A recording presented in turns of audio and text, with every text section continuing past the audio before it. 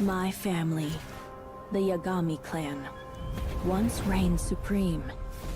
Its legacy entwined with the eternal symbol of fire. But fire alone does not define its power. Beneath the radiant glow lay a secret, a shadow unseen by the eyes of the world. On the day when the flames of our clan were extinguished, my elder brother chose the path of silence, bearing the weight alone. But I swore to fight back.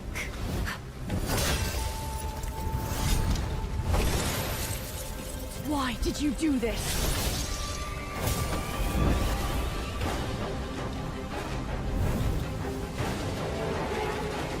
The fire blazes with light, but the shadow fuels the fight.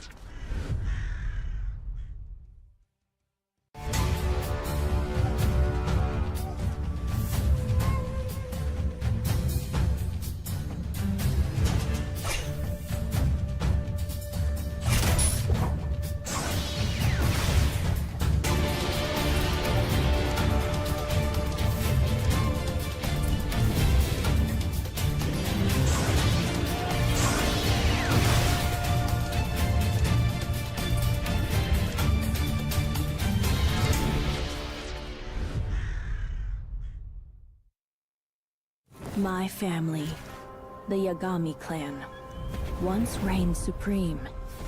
Its legacy entwined with the eternal symbol of fire. But fire alone does not define its power. Beneath the radiant glow lay a secret, a shadow unseen by the eyes of the world. On the day when the flames of our clan were extinguished, my elder brother chose the path of silence, bearing the weight alone. But I swore to fight back.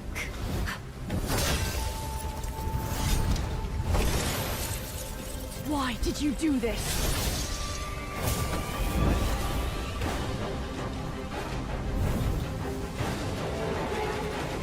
The fire blazes with light, but the shadow fuels the fight.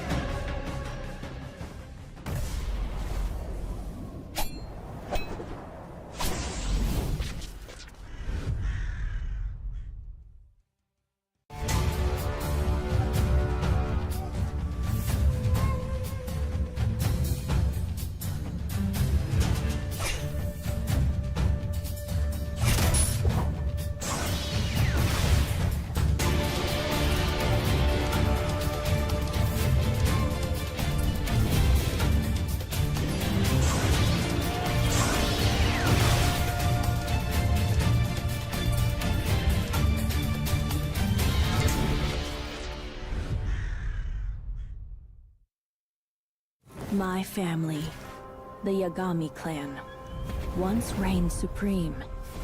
Its legacy entwined with the eternal symbol of fire. But fire alone does not define its power. Beneath the radiant glow lay a secret, a shadow unseen by the eyes of the world. On the day when the flames of our clan were extinguished, my elder brother chose the path of silence, bearing the weight alone. But I swore to fight back.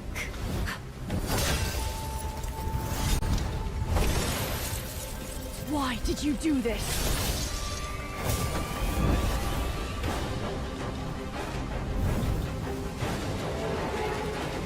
The fire blazes with light, but the shadow fuels the fight.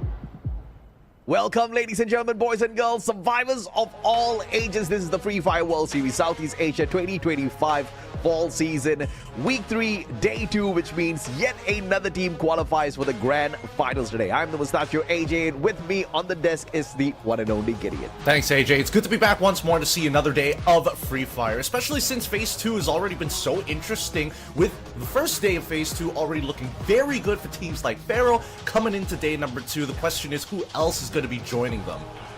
Yeah, I mean, yesterday was a total surprise. Nobody expected Pharaoh to come out of the gates in that fashion. I mean, they were absolutely getting dunked on in the first 2 games, and then out of nowhere, back-to-back booyah, and found the qualifier by the end of the day. They definitely had a couple of Red Bulls for themselves. And by the way, Red Bull Zinc and Vitamin from Thailand is supplemented with Zinc B3 as well as B6, featuring a mild taste that helps players stay highly focused and seize each and every single opportunity to achieve stylish booyah victories, just like Pharaoh yesterday. Nobody expected it, but you know, when you've got the Red Bull on your side, I guess you can achieve great heights. Hey, they trusted their energy drink, and now we're looking for other teams to actually jump on board now rather than later, because every single one of these days are going to be going by, and more teams are going to be extra eager, because, I mean, I'm looking at the top 3 rankings. I get it, you know, RRQ, WAG, and Falcons for you. They were doing especially well yesterday, but I'm looking at the teams just under them. BRU, EVOS Divine, as well as PE Sports.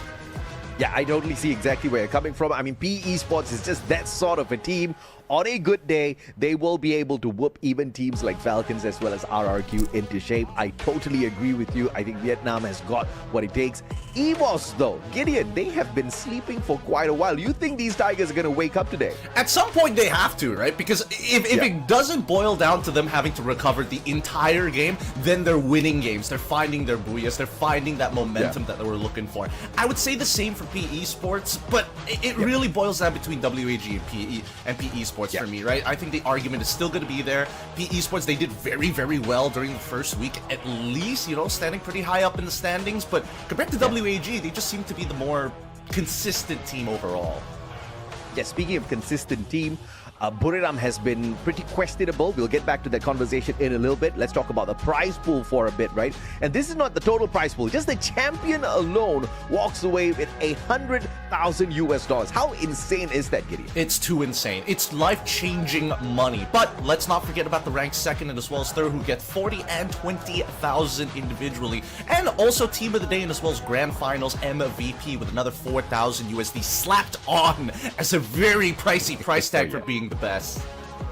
Absolutely, man. And of course, just like Gideon said, Phase 1 is all over. This time it's Phase 2. And as you can see at the knockout stages, the 30th and the 31st, today's the 31st on a Sunday, it is going to be qualifiers day. So all throughout the 3 weeks, including this one, the top team will move on to the grand finals directly. And of course, we've got week 6 later on, where the remaining 12 teams will do battle, and the top 6 teams of that particular lobby will qualify to the grand finals as well. And this is the breakdown of that. Our tournament format starts off with the knockout stage, 6 teams, and the first team of each of these days move on straight into the grand finals. Now, there is a last chance for everybody else who didn't make it into that last chance, and more so after working their butts off to make it past Phase 1. That last chance will consist of 11 teams from week 5 and all the way up till the 18th place teams on the 20th September and 21st of September. And of course, the point system will stay the same as usual. You hit the booyah, you walk away with 12 points, 9 points for the second place, you minus 1 point for each consecutive spot that you take on the overall placements, except down at the bottom, 11th and 12th place gets you no placement points at all. You can buffer yourself though. Each and every single elimination out there gets you 1 point. Now, we've seen plenty of teams, right? We've seen this point system. Nothing much has really changed for the most part for the past month at least. These teams are coming up really, really huge, and it's going to be difficult for them, especially when we're looking at tiebreaker rules, because we've never really had to use them. But the ties are broken in the following order: number of booyahs, total eliminations, and finally, survival rank on the final round. Yeah, we've never had to go to the survival rank on the final round before, but looking at how close the competition has been getting season after season, I will not be surprised if we get pushed all the way there. But of course, the bigger question is going to be whether or not we get our tiebreaker rules activated at the grand finals, or we get to see it in the knockout stages in itself. One other change that has been absolutely phenomenal and well received by the community is the unique active skills that has been in play for all of the squads out there. Every player has to use a unique active skill, and each player in a team needs to be using a different active skill, right? You're not going to be doubling up upon your active skills, and more importantly, we've seen the meta really shift. Everybody's trying out new things. I don't think anybody's really found a solid build just yet if we're going based on purely the best teams. Now, the grand finals format, of course, we're going to go with the champion rush. Teams with 80 plus points enter the champion rush state, and to achieve a champion rush team booyah, they'd be crowned the champion. So after 80 points, achieving a booyah will allow them to win straight away. But there are tiebreaker rules. If no team gets a booyah in champion rush by game 10, the highest points in overall standings will be champion. We almost got there at EWC, but of course, EWOS Divine managed to close it out after being the first team to activate the champion rush condition. I mean, everybody, we were on the edge of our seats, but of course, with them closing it out, it just shows that if you go on out there, you activate it, perhaps you might just have Lady Luck smile at you at some point. But of course, it was way too scary. Even RRQ almost got there, but this is today's team list. Flash joins the list of group that you saw yesterday, and of course Pharaoh doesn't play because they've qualified over the grand finals already. Which leads to our team lineups. Everybody here has got some form of experience. Everybody here is eager to make it to the next stage and get that free buy, because it's just a couple extra days for you to just relax, chill a little bit, and research upon your opponents coming up to that grand finals. Yeah, absolutely. And of course, Team Flash, with the return of Chinhana, I think the team has got a brand new flavor overall to the squad, and they have been playing at their very best. I'm quite impressed, but of course, even that being said, they could not get the top 12 by the end of Phase 1, which was quite surprising, because on their good days, they were just like PE Esports, really able to hit hard with those eliminations and the overall points, but they blow hot and cold most of the time. So hopefully today we get the hot version of it. I think it definitely goes to show, if you learn anything from yesterday, you really need a couple of hot games that breaks that ceiling and helps you get over that plateau. Teams who are looking to try to be consistent throughout all of them really depends on how this extra team is going to change the dynamic of the entire server. Yeah, no doubt at all. And of course, you've got WAG. Yesterday was a phenomenal day for them. They tried really hard. Unfortunately, one booyah was all they could afford. Apart from that, they did have quite a number of top threes in the day of play. They almost hit a booyah on Purgatory as well as Nextera. Overall, did really well, but still overtaken by Falcons by the end of the day. And this was mainly because they were focusing so much on getting into the final circles. They were dropping the ball big time on those engagements. Even though they are phenomenally skilled on their mechanics, they were not getting into a lot of gunfights. Fingers crossed today is going to be a little bit of a different story. I still hope to see them in those final circles, but maybe with a few more eliminations. I think they're just laying the foundations, right? If yesterday is anything to attest to what WAG is trying to do, it's getting into that final ring to put yourself in a position for a booyah. And yes, they achieved it once in those 6 games yesterday, and a majority of their games, they were actually top 3, except for their first game and their 6th game, which is what costed them that first place to begin with, right? Again, nobody knows who else is going to step up to the table today to try and kind of shake those top standings. Yeah, and granted, of course, they almost qualified, but Pharaoh, they were just way too good. Super solid. The circle, the final circle on Solara especially, favoring them very heavily. Granted, they manufactured some of that luck as well by placing themselves in a really good spot. They had a super fantastic read on the circle. Quite a number of teams did, but they had the best defensive spot. They didn't really need to move, and they were taking pot shots at everyone from inside their compound. It was just a great game by Pharaoh yesterday. In fact, great day by Pharaoh yesterday. Well-deserved qualifier. Today, another team gets to earn the exact same. That number 1 team, regardless of where they kind of, trump things on, right? Whether it's placement points or eliminations, it doesn't matter. As long as they're at the top of the table, by the end of the day, they will qualify to the finals directly. If Pharaoh can manufacture these booyahs and wins to get that free bye into the grand finals, everybody else is just looking to manifest. And for me, I'm looking at Bigatron and I'm like, what happened? What happened, Bigatron? So many of their gunfights aren't going in their favor. Getting into top 3 is usually, alright, sure, yeah, if they wanted to, they could, but they're walking away with like 9 eliminations on some of their best performing maps. Their best performances through yesterday, yet it's just not enough at all. Even when you're talking about the Kings of Solara, they did very poorly yesterday, so hopefully they kind of wrap it up, put it in a little bundle, and fix it today. Yeah, I mean, yesterday was a very disappointing run on Solara for Bigatron for sure. And yeah, they call themselves the Kings of Solara, and they don't look like kings at this point of time. Well, we haven't seen many of those Solara maps thus far in the competition as far as Bigatron is concerned. So fingers crossed today is going to be a little bit of a different story. In round number 4, we do get to see a little bit of Solara. This is where Bigatron can wake up. But of course, one of the stars for us to watch out for would be Wang M. 29 eliminations so far with 23,000 damage overall. I mean, alongside the rest of his squad, this guy is definitely a superstar. Oh no, absolutely. I think especially for Flash, he's definitely stepped up to the plate because we're seeing them fix a lot of their initial mistakes we saw from the last season. Their hot drops are looking significantly better. Obviously, their endgame scenario is very good on the macro, but their micro has always been a big problem. Do they have enough firepower? Do they only depend on one person? But now they've opened up more opportunities, which goes to our next topic. Which team will get the most eliminations? Because the losing team has to do the rotating elephant this time while wearing the loser headband. Well, yesterday we saw the Vietnamese team as well as the host wear the loser headband, but we were promised that they were going to do a leopard dance. I have no idea what in the world that was, but they did no dance, all right? It was very disappointing. Danny and I were extremely disappointed, so I hope to see some sort of rotating elephant later on today. But as far as the game schedule is concerned, we start things off at Alpine, heading into Dexterra for Game 2. Game 3 and 4 would be at Kalahari as well as Solara, and of course that's going to be the most exciting one on Game 4 as it's the brand new map, which kind of throws things into disarray. But Game 5 and 6, we go old school back, Purgatory as well as Bermuda to close the day off. It almost seems like they've kind of inversed the order of which we were hoping, or what most people are going to be used to seeing. We change up the maps every single day. Just got to keep everybody on their toes. Again, momentum is a very big thing in Free Fire. This way teams are really going to have to work to achieve.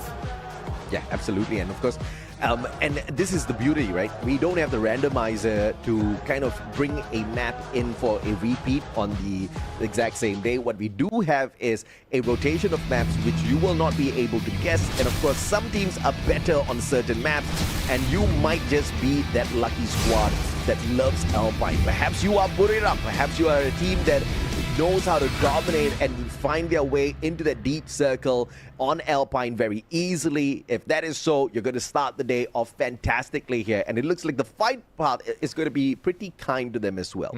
Pretty generous flight path overall, but once we're on Alpine, you know somebody is going to get hot dropped. Snowfall is going to be open this time around with Buriram as well as Team Flash looking to drop down by Snowfall. Garrison's going to be taken by Torak. It looks like they want the third. But on the southern side, we're seeing that EVOS Divine, Team Falcons, Bigatron, ooh, even WAG getting involved there. Yesterday was a very poor day for GOW, and today they start off on one of their best maps. So fingers crossed this is going to really change the trajectory of the team's performance overall. If GOW has a hot start here, then we can expect to see more from the Vietnamese squad, but it looks like another squad from Vietnam seems to be tortured at this point of time. Death bleeding out right on top. ABCD too far away to have that save. And instead, Team Flash will choose to back away from Buriram. It looks like they're backing away into the fishing nets of a Torak here. The Zom has to fight back. Wasana, unfortunately, didn't respond in time. As Wangan falls down, Joanna needs to try and find as many eliminations as possible as the crews will finish up the rest of these downs. Oh, unfortunate. As Flash tries to get away from Buriram, Torak does manage to catch a spot on them. Taking out Wang M is just the very start here. We do see one revival, so Flash, okay, make that 2. So Flash is pretty much going to still be in play. And that pretty much baited out a battle between Buriram and Toda. And that's not good news for the Malaysian squad. No, it isn't. But they're trying to be efficient as much as possible. But, oh man, Joanna, really aware. Also, just isolating his fights extremely well. They went for the 2-2. 2 to chase ABCD, and the other 2 to kind of hold back onto Buriram's side. But now we cut back over to BTR because they're getting involved with the Falcons. I didn't think they would get into this fight as early as now. But one was able to find one into Pina, and this forces the 3v3. There is a revival point. There is a POI that both sides are going to be contesting for. Oh, Falcons. They want to fight, and Bigatron, who used to be known as the Falcon Hunters, are going to be on the back foot here as Limit finds one. Roro using the downtime to pull that quick revival in. One bleeding out as the rest of the Bigatron players find a little bit of cover. Very smart play because of that high ground held here by the Falcon players. Taking a open ground battle is just going to be absolutely disastrous. In the meantime, Virtus Pro losing numbers to RRQ. That's not what you want to see, but we cut back to BTR one more time. Left in there, Rin has to make something happen. If he could get a trade, that'd be great, but unfortunately, the double swing is just too much for him to handle. As we cut back over to Snowfall, Cruz, he's been hovering around here for a little bit, and Todak still pretty scattered, trying to look for initial picks to slow down BRU. Yeah, once again, this is one of the better maps for Buriram. Moshi in a CQC. Very dangerous. Has the AC-80 and still gets it. My lord, this guy. Vidal, even with the M590, could not do Moshi in. And Wasana just on that revive with the P90 of all guns. Manages to strike one down, loot him up, and be right back in business. 9 eliminations strong, Buriram, before even the 4th minute. And that is insane. And PLS1. Big opportunity dropped here. Missed that headshot. But of course, Wang M is here to back up ABCD. Overall, Flash just hasn't managed to find a break just yet. Already, with Barros already being the one hunted down here. But overall, doesn't matter. It's just free information for now. WAG needs to deal with the people in front of them. RRQ do fall into the hands of Virtus Pro, but it doesn't really matter. They are very well looted up. Some high-tier weapons on their side. They are on the prowl, but unfortunately, it's going to be Abe who falls down. Lutz is going to back him up, trying to make sure that he doesn't get knocked as well. Diamond! Oh my goodness, top-tier weapons. Who needs it? Well, Ma'al has 1,200, more than enough to buy back all of his brothers, and just in time as he got that double revive, gets shot down. RRQ on a huge reset, and that was insane because they already took away 2 players from the side of Virtus Pro initially. So that was a phenomenal comeback from the squad. That is some damage being laid out. And again, we still haven't seen the second ring, and already so much action has kind of ensued for everybody else. Everybody's actively looking for elimination points. They don't want the Pharaoh situation to happen all over again. They need to be able to buff themselves up with points. And as we see the 18 Gears running around trying to look for traps, finally sees him at the very end here. He's got his little mini Uzi trying to make sure that he lands just enough shots, but unfortunately, it isn't enough. Yeah, Traps had the Oscar. Valiant dashes through those glue walls. And of course, the Mini Uzi just could not outdo him. Traps gets one easy point off of 18 Dia. RRQ again on the back foot. And this might just be all over for them. AGAL now catching up with RRQ. Finding a bay, nailing him instantly. Ma'al on that revive. Dropping fairly far away from the rest of the AGAL players. And now is going to be on a mission to at least find a couple of 100 coins to bring back one team member first. He's gonna have to take his time here. He doesn't want to get into another engagement, but it feels like Todak has been causing chaos all over the map after failing the initial ambush in third by Snowfall. They split up into 2. They revived into many different points across the map through Militia, through Carousel, through Railroads, and now every other team who is caught in their tracks happens to attract more attention. And now, BRU, they notice the shots from the back. PE Sports, they like to play as 4. So let's see how BRU wants to anticipate this, right? Are they going to go head first into it, into 4 members? Is Wasana going to fall into those crosshairs? Or are they going to slowly creep up and hopefully flush them out with some nades first before they do anything?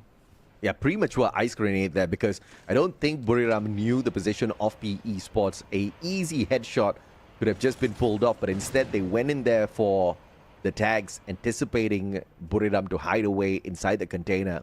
It kind of backfired now. A little bit of a standoff. They've got a great positioning here. LBT and Nero on the back lines. Narrow with the AC80 LBT with the M590 on standby. FGL just forcing them away. Pushing their rotation. Cruz up against Nolan. M590 in hand. Good pull of the time turner. And Cruz could not sneak in those shots just yet. Wasana appears out of nowhere, gets the headshot. And now in a 2v1, but the 180 is just not on his side. Steffi popped as well. Extra layer of armor, and Nolan nails down Wasana. They drop the ball big time here. And now Jonah needs to save the squad somehow. And this is what I'm talking about. PE Sports, they play so immaculately as for BRU going to disengage from this fight, allowing PE Sports to go for the chase. Moshi has to buy a little bit of time. Joanna already used the launch pad, and unfortunately PE Sports aren't going to take that same launch pad to chase. If Moshi is able to find a pick here, it might just slow down the entirety of PE Sports, allowing their captain to get ahead. And that's exactly what they want. Moshi, he's taking the damage, but he's forcing resources out of PE Sports.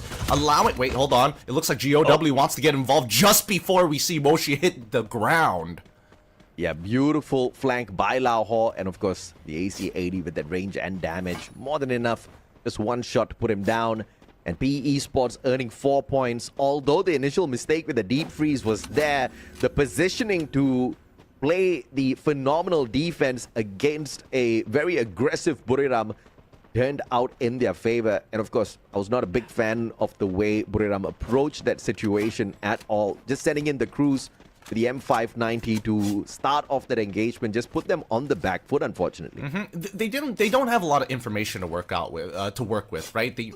They're trying to look for angles for them. They're not entirely sure what the battle lines look like, but against PE Sports, you just know that they want to swing you as 4. Exposé does find the initial knock here, and as well as another elimination point off of the Todak members, who continue to look to find some kind of way to recover in this game, but they're running out of time. It's already the second zone. The third zone is eventually going to be revealed in just a little bit once this blue closes, but even so, it is not a good look. Todak now back into full fighting force. BRU still haven't recovered yet, but they're walking away with 9 eliminations, and Virtus Pro surprisingly also 9 eliminations in the bag. Abe in a lot of trouble. Pina is just the wrong player for you to come across. Definitely is running a marksman at least on himself, and Abe is just managing to put a decent amount of distance between himself as well as the Falcon player that Pina. Triple kill. AC80 didn't need a sniper for that one. Still manages to nail the guy in the back. Traps finds Maal as well. RRQ still being punished. And Wasana, although he had that glue wall up, the Riptide Rhythm just breaking down his defenses, and Buriram continues to struggle.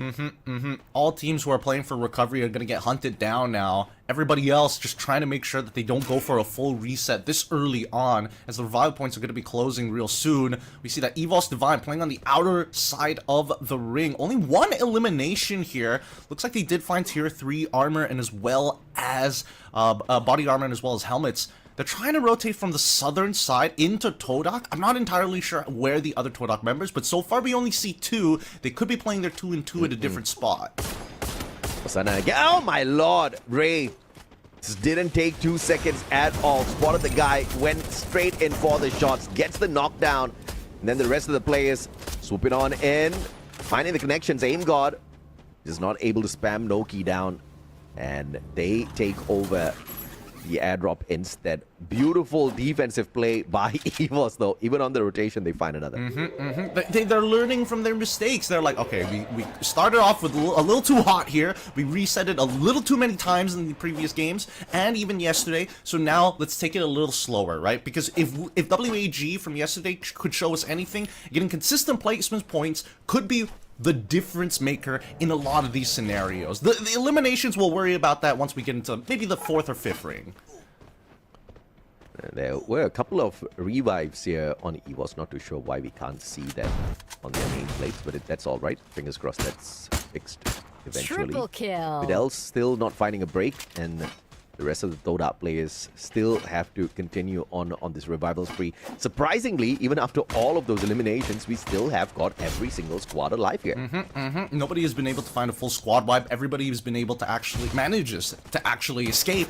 And more so, it feels like a lot of these teams are very hungry for these thirds. Very aggressive start from everybody. Now that we're moving into the 11th minute of the game, going into the 12th. Oh, vehicles, and now getting shot out of the vehicle. PLS1 lands a beautiful headshot on Wasana.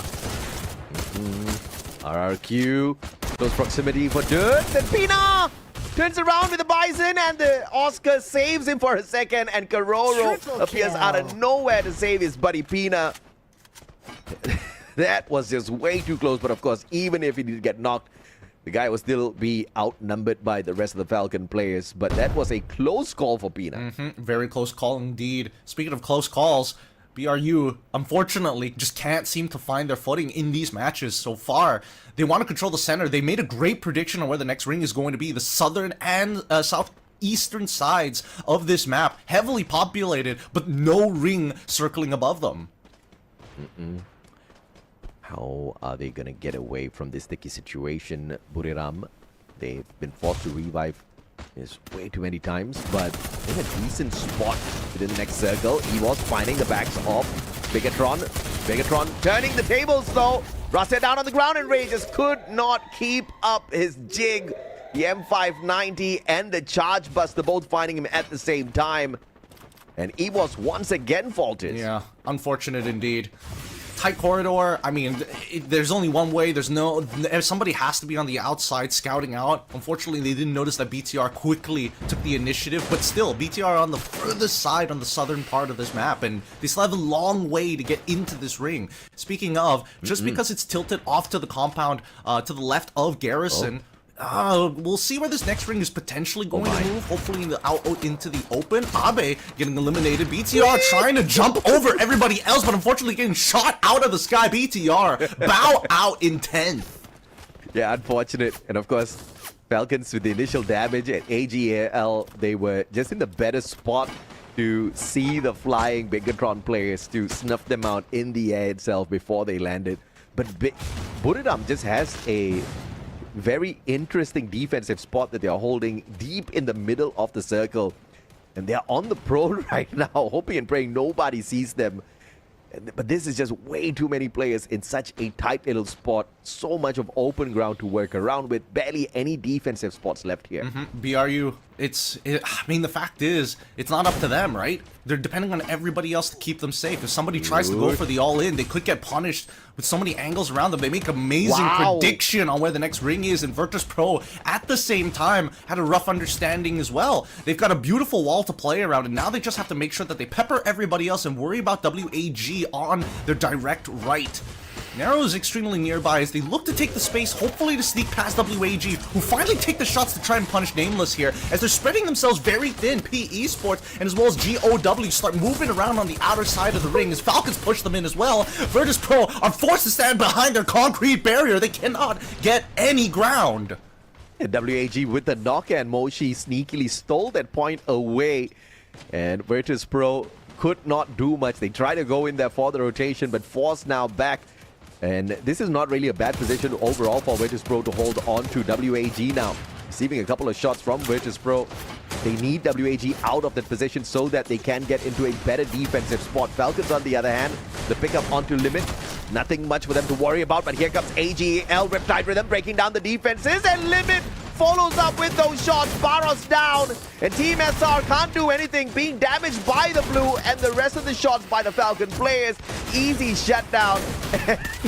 Jonas steals away 1 point as well. Buriram's just sneaking away point after point.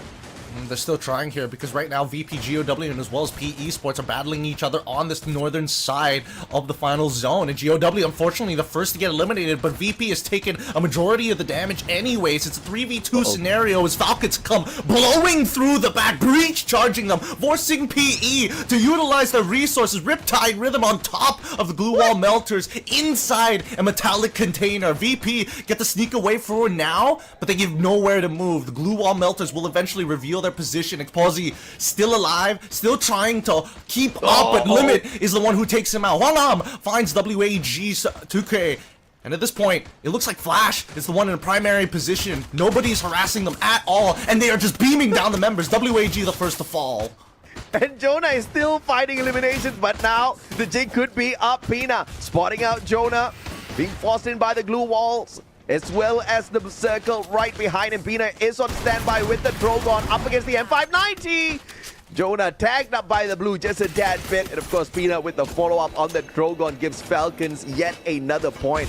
But surprisingly, PE Sports still standing. Two teams aimed at them with the Riptide Rhythms and still could not find the connections with those shots. And PE somehow avoiding some of these major conflicts. Oh my goodness, Falcons quickly using the portal go to switch to the opposite side. Unfortunately, VP eventually bowing out as Flash has been holding a very powerful position of their own, punishing every other team. For the lack of context, they haven't really been moving out too much. They've just been harassing everybody else. And Hwangam in a very dangerous position. And Flash need to take the space to make sure that they can back him up as they close off these angles. They want to force Falcons, or at least PE, into the Falcons and then go for the third at the very end. And Limit, he needs a pick here to open up something for this squad. Something for Falcons to look for a booyah at the very end. Knowing that PE is chasing their tails, they're starting to run out of resources. Glue walls, very limited at this point as PE Esports now holding a powerful position of their own. Falcons have to be the ones that make something happen. And on fire, Kiroro find two immediately as the Riptide Rhythm has been thrown.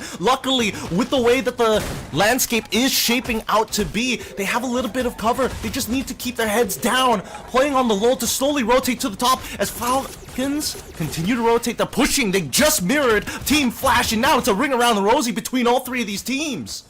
Yeah, beautiful Riptide Rhythm earlier on, and of course, the action from the rest of the players on the side of Falcons to get those knocks were instantaneous, but the recovery is more impressive.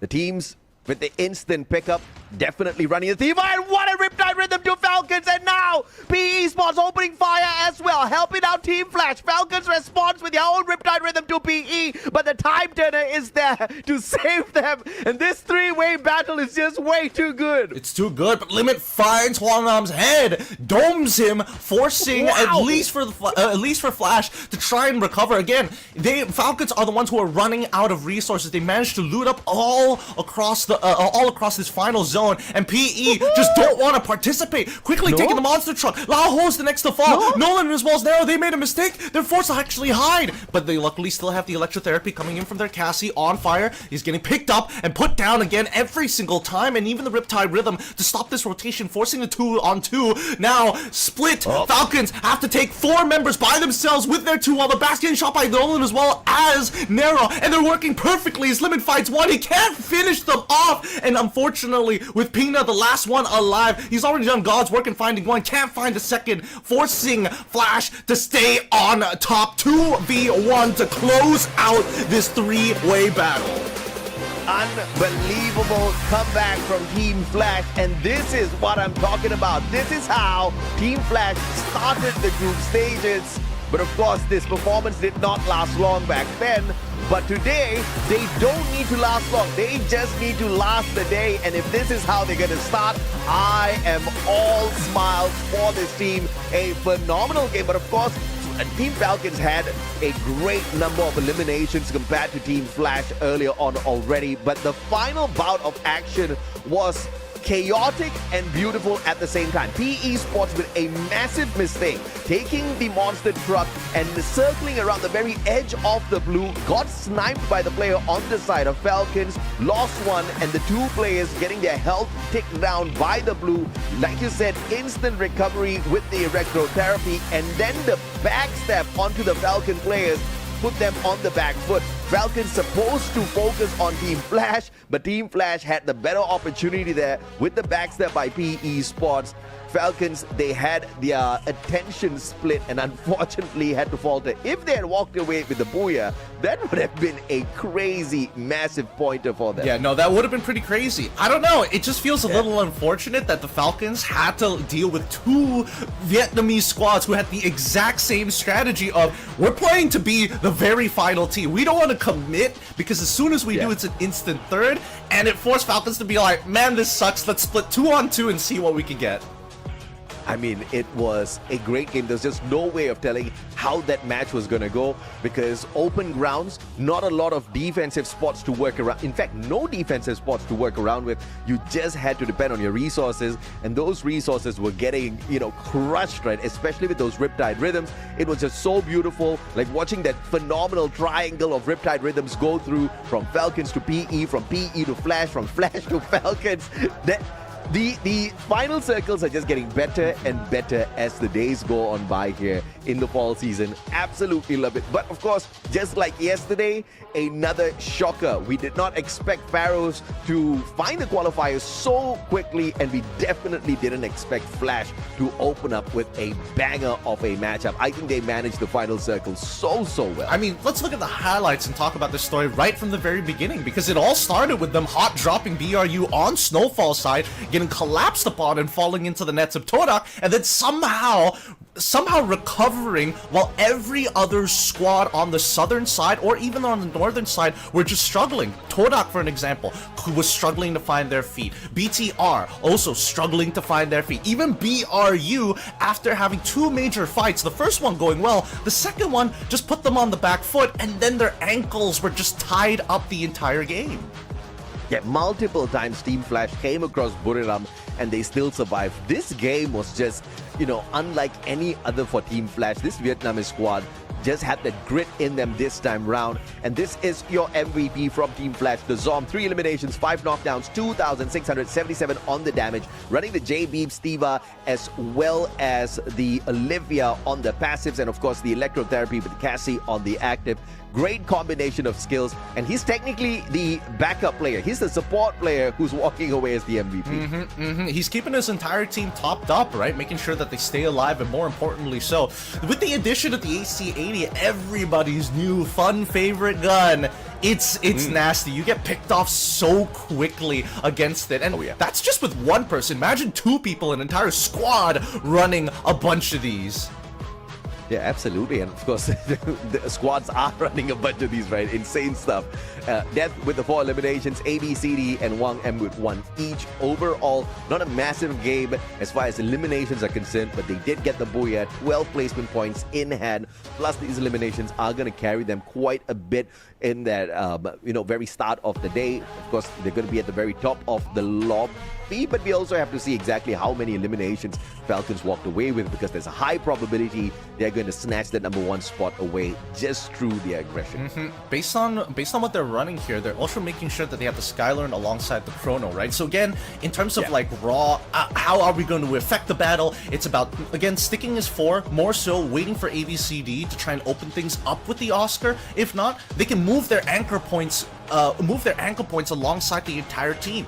But in terms of game standing, Falcons are still coming up on top with a total of 26 points, 8 from placements, 18 from eliminations. Massive game. Once again, Team Falcons, they were on a roll. Definitely deserved the booyah at the very end. Like you said, a tad bit unlucky coming across 2 Vietnamese squads who were so desperate for the victory. And PE Sports ruined the chances of Falcon with the phenomenal circle around with the monster truck. And of course, PE walking away with the 3rd spot, 10 eliminations, 9 placement points as they finished in 2nd with a total of 19. Down at the bottom though, we've got teams like EVOS, Toda, as well as RRQ. Clocking in not too many points at all. You can kind of throw in WAG as well as Bigatron in together with them, getting 8 points each. Surprising that RRQ and EVOS didn't go far this time around. Yes, again, lots of these teams in the bottoms of the standings just could not recover as much as they wanted to, which is, again, a little different from what we saw yesterday. These teams are being not only hyper-aggressive, but, again, very advocating to say, hey, we're looking for thirds. We got to be able to start thirding our opponents, because once the chaos starts breaking out, like teams like Todak, for an example, yes, we may not be able to get back on our feet, but we're also going to ruin the chances of everybody else.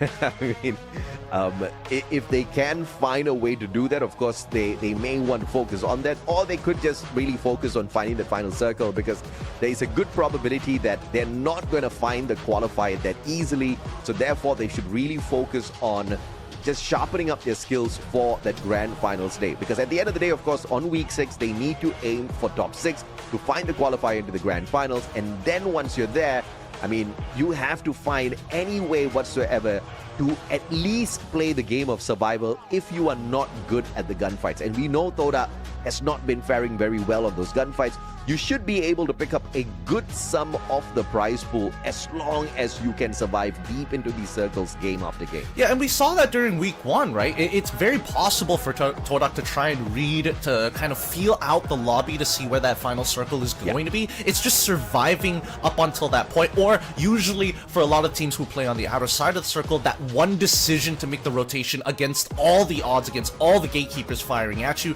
you just have to push the compound. Yeah, I mean, and of course, easier said than done for sure, but we would love to see that out of them because, you know, like you said, in week 1, we kind of saw that.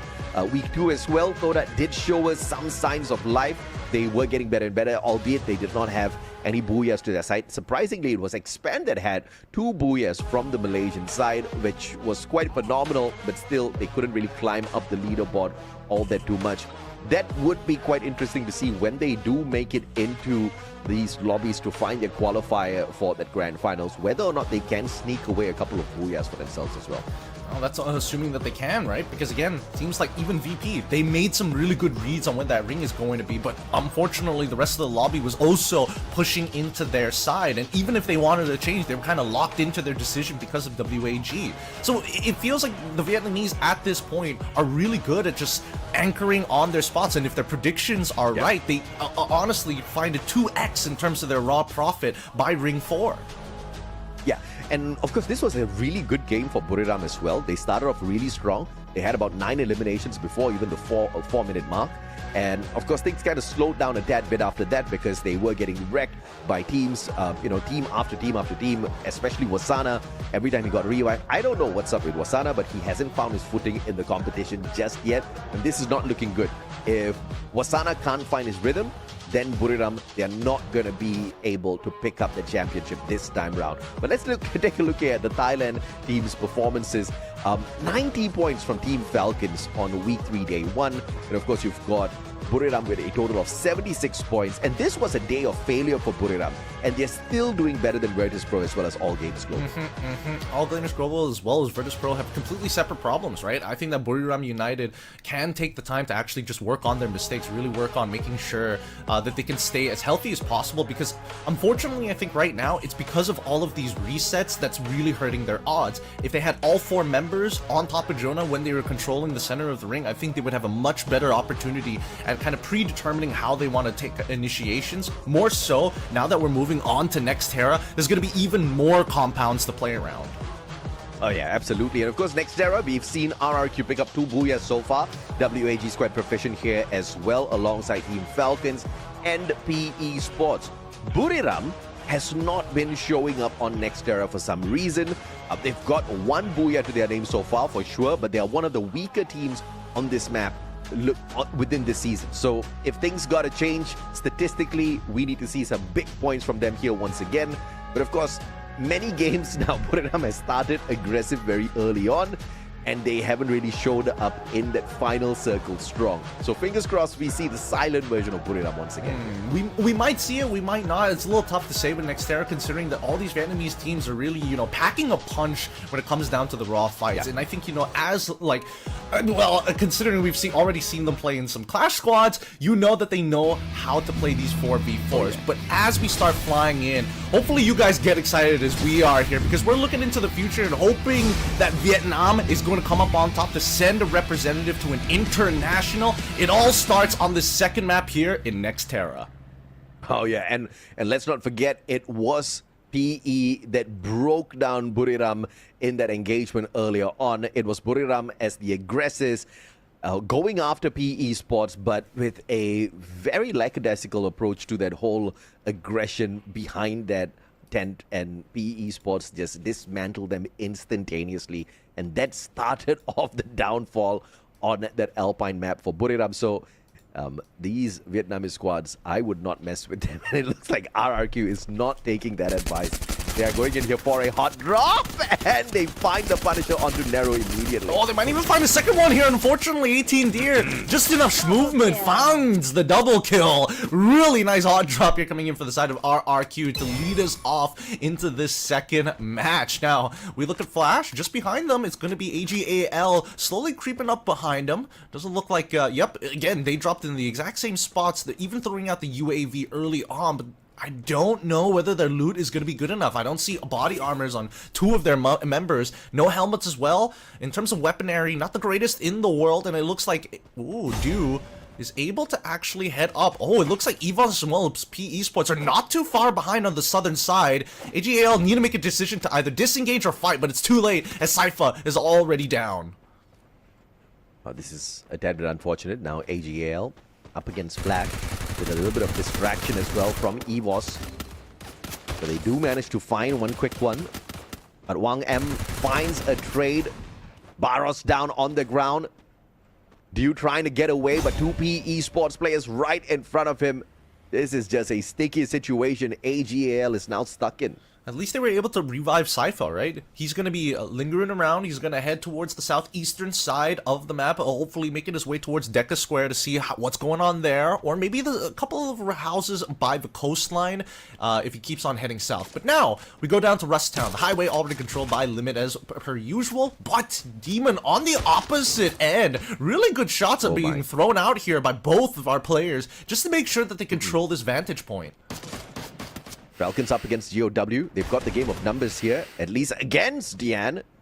And obviously Dian could not survive for long at all in that encounter. Pina, very aggressive, pushing on forth all on his own, but a beautiful fake. Catches Akoy off guard, but did not have his gun out. Bursts forth with the Oscar, doesn't break down any glue walls. Trying to play the bait and switch at the Riptide rhythm of all things to break down his defenses. Pulls out the Steffi on top of everything else for an extra armor. But still gets nailed down. Unfortunate, but great play overall from the squad. WAG up against EVOS. This standoff is going to take a little while longer because it doesn't look like EVOS wants to get aggressive yet. No, not at all. And WAG have been lingering around, right? It took them a while before they finally managed to regroup and control and lock down Plazaria. But as soon as they did, somebody else shows up. And unfortunately, for Karoro, oh, wait, saved by the bell, by On Fire, initially gets the pickup and turns it around. That's so unlucky. That was just so smooth. Beautifully done. And RRQ has got a little bit of company as well. Sypha, just not a lot of health on him. Stuck in a battle up against 2 players. And just bodies hitting the floor all around the map. But the revivals are pretty instantaneous as well. Nobody's wasting any time. Nobody's wasting any movements. They're trying to make sure that they stay as healthy as possible. These early fights will only happen within the first 2 rings. After that, it's already trying to make sure you don't get picked off. Don't want to have to forcefully go for a reset here. Especially for EVOS, they've already experienced it many times. They're slowly trying to inch away ground from WAG. But that second floor is a little hard to get through. Ray trying to cover his corners here, trying to inflate, trying to figure out whether or not he can flush out some of the members of WAG before peeking his nose in. He knows that one side of the stairs is covered, but he's not entirely sure of the second, even after flushing out the corners.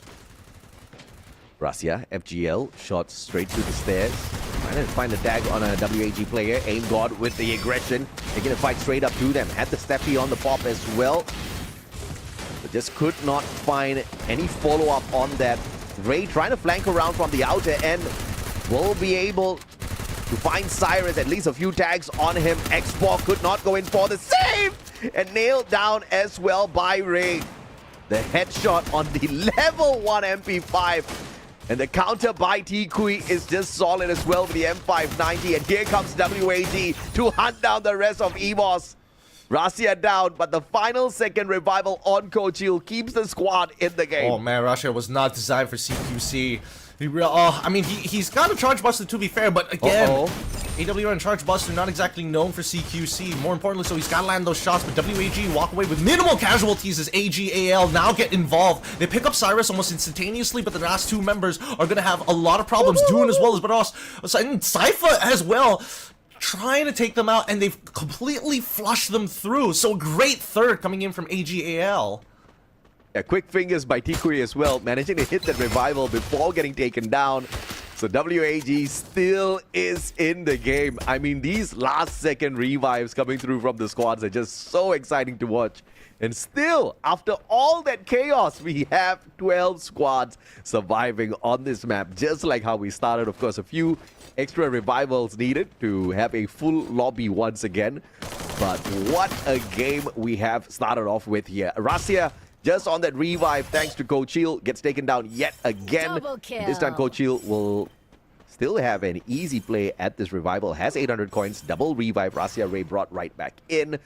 Needs to look for a few more to bring Aim God into this play as well. But there is a player from the side of RRQ looking for that vending machine. Looking for that vending machine, but you can see the instant turnaround on that second revive player coming in from EVOS. I think he just spotted out some of the RRQ members.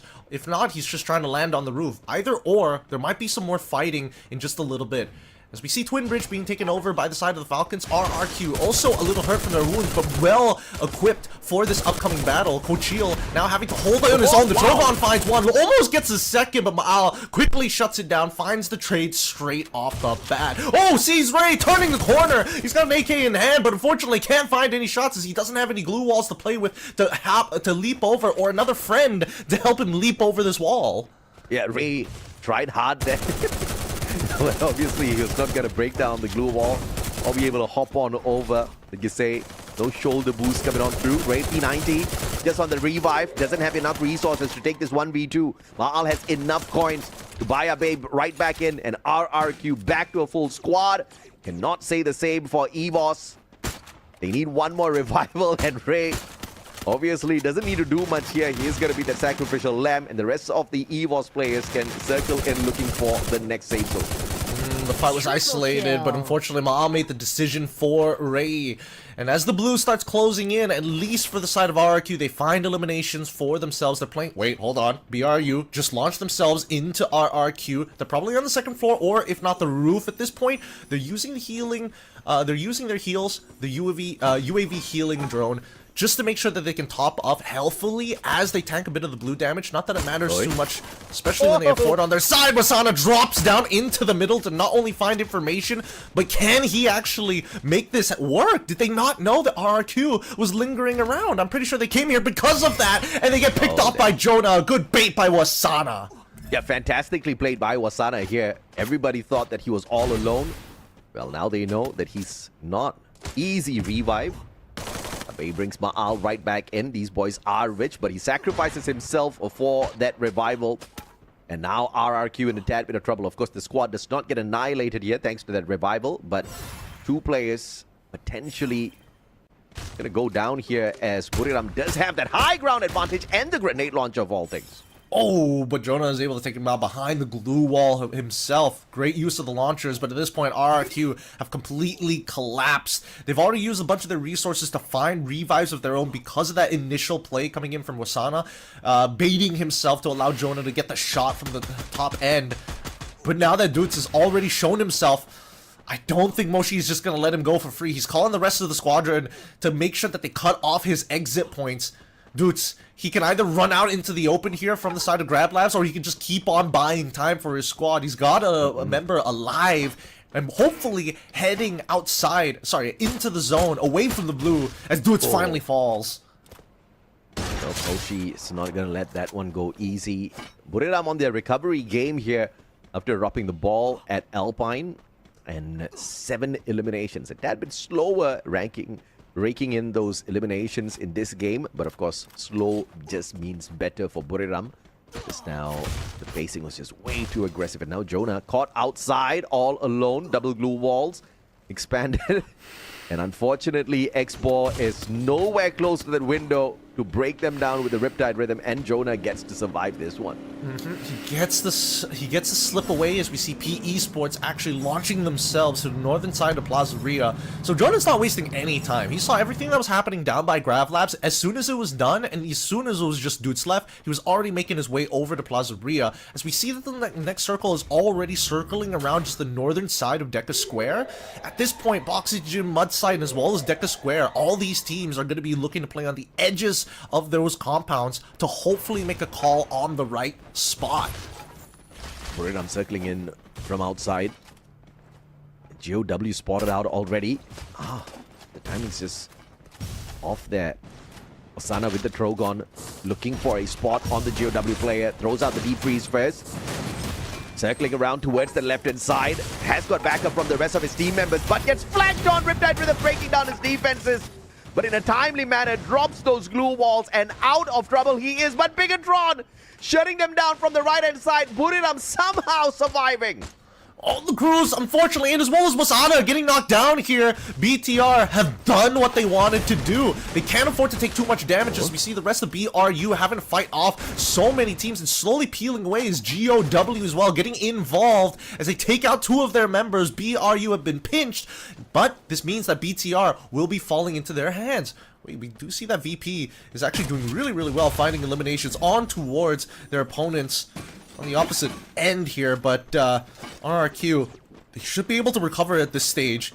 It's still very early on, and even On Fire is finding members of RRQ. Moshi finds a headshot onto Akoy at this point from the side of GOW, but BRU are basically out of this fight. WAG, AGAL, Vitality, BTR by Vitality, and even GOW conquering the western side of this zone. There's still a vending machine here to play right outside of Boxing Gym. And if BRU can get there, bringing back their team members shouldn't be much of an issue. But the problem here is it's being camped upon by 2, not just 1, but 2 teams from Vietnam. And the circle is going to hurt in a little bit. So Moshi and Jonah needs to get a move on. WAG trying to play gatekeepers as well to GOW. But they'll be pressured by the circle. Moshi jump pad as he moves straight on into towards the deeper end of that circle. In the meantime, Virtus Pro finding a couple of players from the side of Falcons, snuffing out their potential for Booyah here. They're trying to make sure that they're snuffing it out real good. They don't want to put anybody at risk. Falcons now going for the all-in towards Team Flash's side, but it's not over because VP getting involved. They see the golden era. They see their arc. They're looking for opportunities, and now they found it as they've already taken out the members from Falcon's side. BRU get eliminated off screen. Kiroro is nearby trying to pick up Pina, but in the meantime, the Zom, he goes down first. Nameless already finds 3, finds 4 of the members, and he's already taken them all out. And as well as the Zom, luckily able to work with each other to get themselves back up, but VP, a devastating blow to not only Flash but also the Falcons as they take a really good spot on the northern side, and that might not be all. All this infighting has now caused BTR to sneak in and take the arsenal on the northernmost side of this next ring. Very clean play from Virtus Pro, but they'll have to move now as the circle is gonna force them to find a better defensive spot.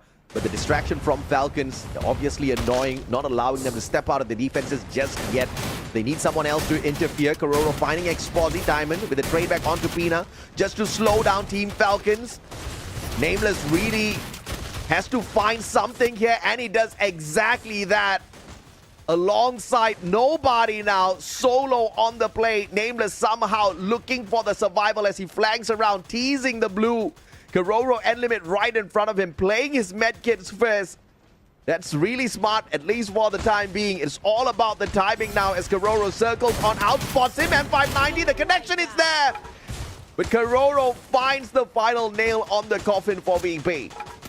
Falcons, great recovery. Somehow, despite the odds, are getting placement points. And teams, they're getting eliminated fast. That's also WAG, RRQ, the next to fall, as AGAL, Evos Divine, as well as Torak fighting, and now their backs are being opened up for BTR. At full fighting force, they manage to hold out this entire time at the edge of the arsenal, unpunished and overlooked. Torak on the top side, on the roofs of Evos Divine. They can't really hop out, but we know for a fact that this next ring is pushing towards the eastern side. They eventually, somebody has to make the first move. Well, Toda's still alive, and that's definitely a miracle already for the Malaysian squad. They'll have to go through the EVOS players to get deeper into the circle, and finding Rasya is a great way to do that. No more sniper on the side of EVOS. Coach Hill goes down as well. Toda successfully dismantles EVOS. They take him out. And now we see who can make that rotation first. Todak looks like they're trying to make that first move. BTR has been tailing Falcons, knowing that they are hurt, knowing that they are missing members, want to go for these easy picks. And P Esports now, because Todak made that first move, means that they must die. And they've already blasted him. Nolan, luckily, he fell down, but they revive him straight away as we see a full squad revival coming in from Limit just at the last second. They have an opportunity, but what are they going to use? They've got no loot. They've got to reset so late into the game. they're just free food. And BTR, they're looking up into the sky and they've already found On Fire as PE Sports. They're not even focused on the Falcon members. They'll take whoever they can, but they're slowly encroaching on BTR ground. Yeah, great spot here by the player on the side of Falcons, looking for the drop right on top, and he just gets to watch all of this breakdown with his bird's eye view, not getting involved in this fight at all. Smart play by Falcons. They're definitely going to rip away some decent placement points here, but how are they going to get eliminations from all the way up there? Not entirely sure, especially since the circle has been so generous to hover over such a tight area. Unfortunately, PE LBT goes down. Juan as well as Rin have been working together very well to clear out this compound bit by bit, knowing that the rest of the members are just a little lower. They're the only squad who has all of their members still alive, and as you can see, PE and as well as Falcons just don't want to be the first ones to go down. Oh, beautiful snipe by Koja. In a CQC up against Nero, that AWM won it out. And now Bigatron up against Falcons. The Falcons Hunters are right back at it, but this time the Valiant Dash plays against Pina. Rin gets the backstab with the M590, and Bigatron by Vitality pulls away a much-needed booyah at Nextera. That's what we were hoping to see from them, and it looks like they've recovered very well even after what happened in map number 1. Successfully, and honestly, the odds were against them a little bit, especially coming from that northern side, but with all the action that's been happening and teams focused on other priorities, BTR were able to slip through to set them up for success. Yeah, Bigatron only managed to pull away 8 points at Alpine earlier, so this was a big opportunity for them to play this game of recovery. And this should definitely put them in the running now for a little bit of a better position overall. Falcons, on the other hand, 26 massive points on game 1. And of course, they've managed to pick up some solid points here in game 2 as well. They should definitely maintain that number 1 spot, but a high probability Bigatron's going to be right behind them now. Yep. I mean, this shakes things up at the very least, you know. I thought that maybe my predictions were completely going to be wrong, but at the very least, these teams are putting up one hell of a fight. And it seems like a huge shift from what we saw yesterday, at least. Yeah, for sure. I mean, obviously, you know, when you have a bad day, you're going to look for a good day of recovery the following one. And I think PE Esports is trying to do that. They're just trying to survive a little bit longer in these circles and try to get in as deep as possible before popping off. And I think that's a very good strategy as far as PE Esports is concerned. But Flash, they started off really flashy. Game number 2 didn't fare as well. And this is something that they definitely need to look into, because a very capable squad, something works for them sometimes, and they just need to figure out exactly what that is, because that consistency that they're trying to bring in just doesn't seem to be clicking for some reason. I think it just boils down to just team awareness, right? The fact that they've been only being successful because they're able to kind of, you know, lay low under the radar, have other teams not be as aware of their current position, and only showing presence when they can really make an impact. They're very much just like trying to do pen flips with a scalpel, right? Sometimes you cut yourself, other times it's really impressive. And it's so impressive, you know, the decision-making by Limit on the side of Falcons. He was the final player. He was about to get taken down. Instead of just playing his risk by playing survival all alone, he goes outside of the circle, tanks the damage from the blue, somehow gets a full squad revival. We know exactly how. The vending machine came through for him. Man had coins, and you need to have coins in your pockets to pull off a play like that. And he had what it took at that point of time to pull the full squad back in, to earn them an extra 4 points. So that was a big play. Although those players couldn't really pull away eliminations, just by surviving, they managed to gather a few extra points. Some really good decision making, more so just effective use of your resources, right? It feels like Limit, man, all around as a player just knows what he's, not only knows what he's doing, but knows the best bang for buck.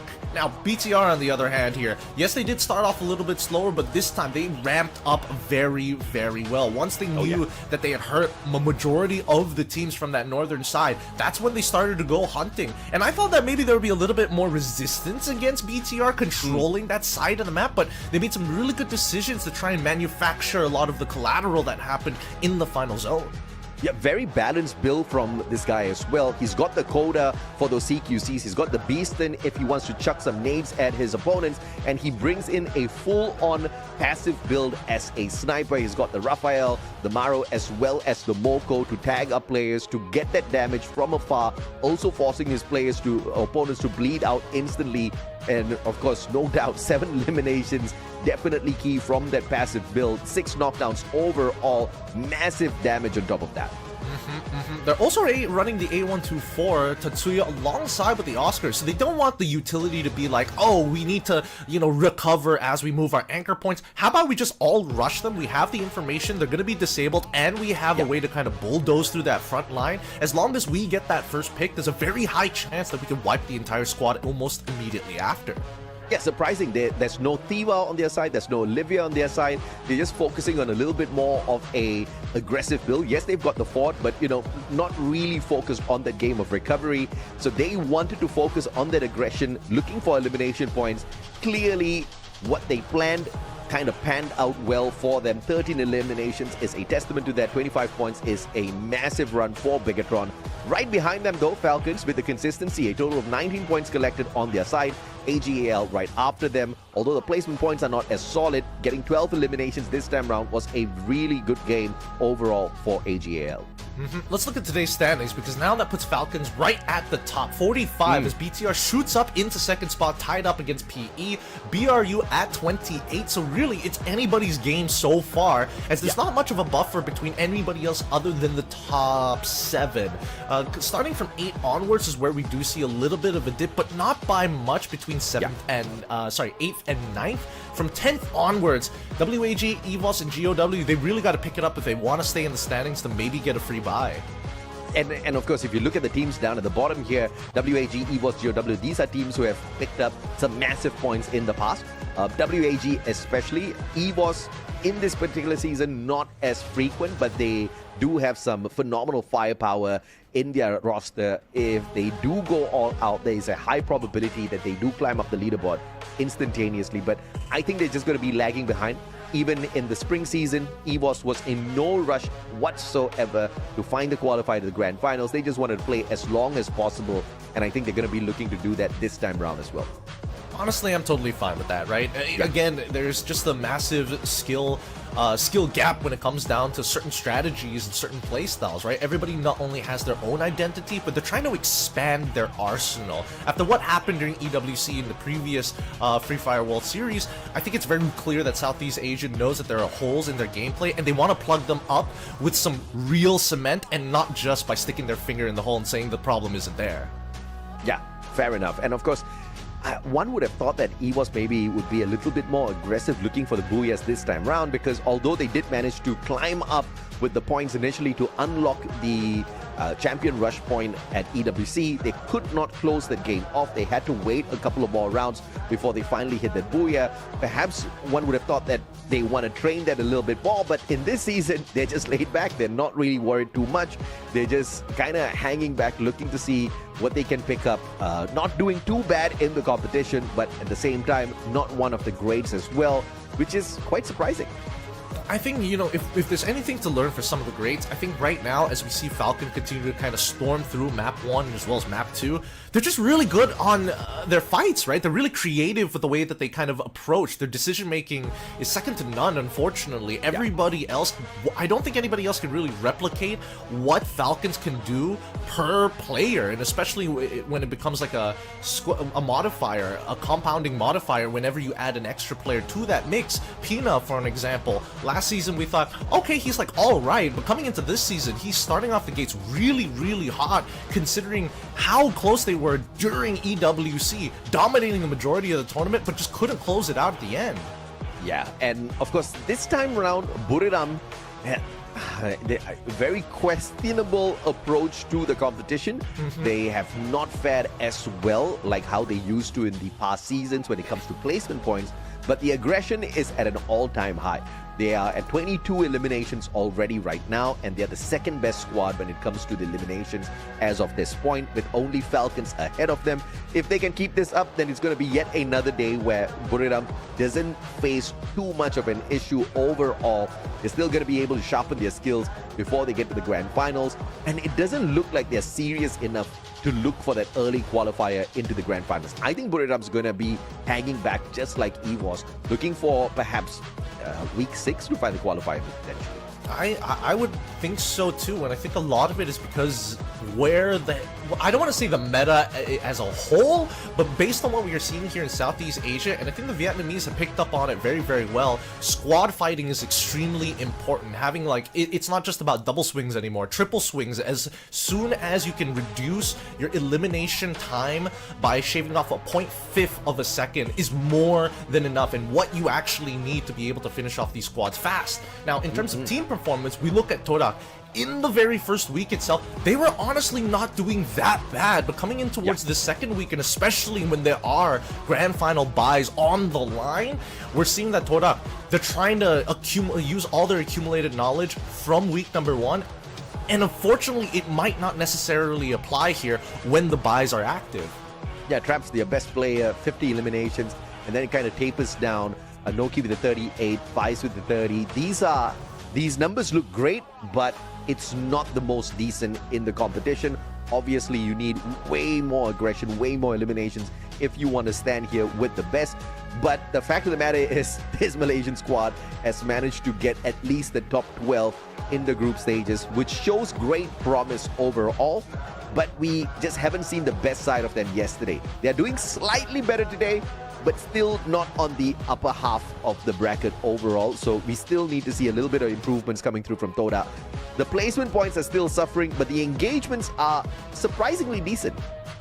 They are decent, and I think we need to see a really hot game from any of these teams starting from now, because from this point onwards, if they're not just pumping themselves full of Red Bull zinc and vitamin from Thailand, I don't know what they're doing, right? Because again, with the extra zinc, the extra B3, and as well as B6, featuring a mild taste that helps players stay highly focused, you can trust that Red Bull is the energy drink of your choice to achieve a stylish booyah at the end of those victories. Absolutely, man. I mean, for a good, great day, if you want to stay focused, you kind of need the extra bit of boost. I'm sure these Vietnamese players are on that, and that's why you see the phenomenal performance. I think the consistency out of Vietnam is very surprising, right? They're able to really climb out of the ditch even when the tables are turned against them very early game. We saw Team Flash do that earlier on. I mean, multiple times they came across Buriram, and even Buriram could not take them down. They just scratched and clawed their way back out of that, went on to be victorious in that game 1. In game 2, though, you know, they didn't fare as well. So hopefully they can find that recovery, because we're heading into Kalahari this time round, a map where RRQ, Falcons, and Buriram usually do find that final circle very easy. Yep. It's going to be a hot game here this time round, known to be dominated by the Indonesians usually, but things have been changing up here for the fall season. Let's see, because now the flight path slightly skewed, all right, from the western side to the northern side, closer to Foundation, cutting through the maze and just ever touching just the edge of Council Hall. Stone Ridge is going to be a little difficult to get to, but it looks like for the side of BRU, they're taking the long path to make sure that they get there. GOW not too far behind them. Not too far at all, and this is going to be a little bit of an issue for GOW overall if they do get their players close enough to Buriram, who are obviously very good when it comes to the early engagements as well as finding eliminations. They don't really need those helmets as well as vests just yet. And early game, you don't have your helmets and vests. These boys are very proficient at finding those headshots, which makes Buriram a great threat early game. RRQ, on the other hand, the early drop very close to AGL at Foundation. Again, these early fights are extremely important for all these big fish teams. Oh, dudes! He finds one, but instantly gets traded back. Sypha in a really good position. Abe, he's pretty far from all of the action, but he doesn't have line of sight, which is the hard part. BRU, they clean up the members here of GOW and start making their way down. Now, keep in mind that GOW, they landed a command post. They even sent one person a little bit further down to keep tabs on where BRU is going to be. So BRU have two decisions. Either they take the fight all the way to command post, house, or they go by Stone Ridge, hit that up and try to maybe find some better loot before making their way towards the sub. Either or, there's still going to be plenty of teams in each one of these areas. The least likely would probably be the sub, but it's a toss of the die. Unless they've got some binoculars to work with, there's no way to know. So let's see if they do go there, because I do agree with you. They do fancy rotating into the sub quite often as their second place to loot up, and usually finding some extra eliminations there. This time Stone Ridge finds the presence of Buriram, and unfortunate for Toda, they've got their players all lined up here. The engagement 2v1, Moshi and the Cruise. What a deadly combo alongside Jonah. They'll be able to shut down player after player. Fires tries to get away with the jump pad, but found by Moshi as well. AC 80 for the win, and Toda falters early. They just came across the wrong squad. Yeah, again, just pushed in here by BRU. What to do, but sees the UAV up in the sky, knows that there's another team probably towards Santa Catarina, but for the most part, let's cut over to Falcons as they look to control the Bayfront, but it looks like BTR by Vitality hopping right past them as well. I'm not sure whether or not they're trying to get towards the southern side fast, or whether they're trying to maybe find a spot along the road to maybe turn into Refinery later down the line, but it seems like Falcons let him pass. Seems like a fight that Falcons just don't want to take as of this point of time. I think they don't have many snipers on their side.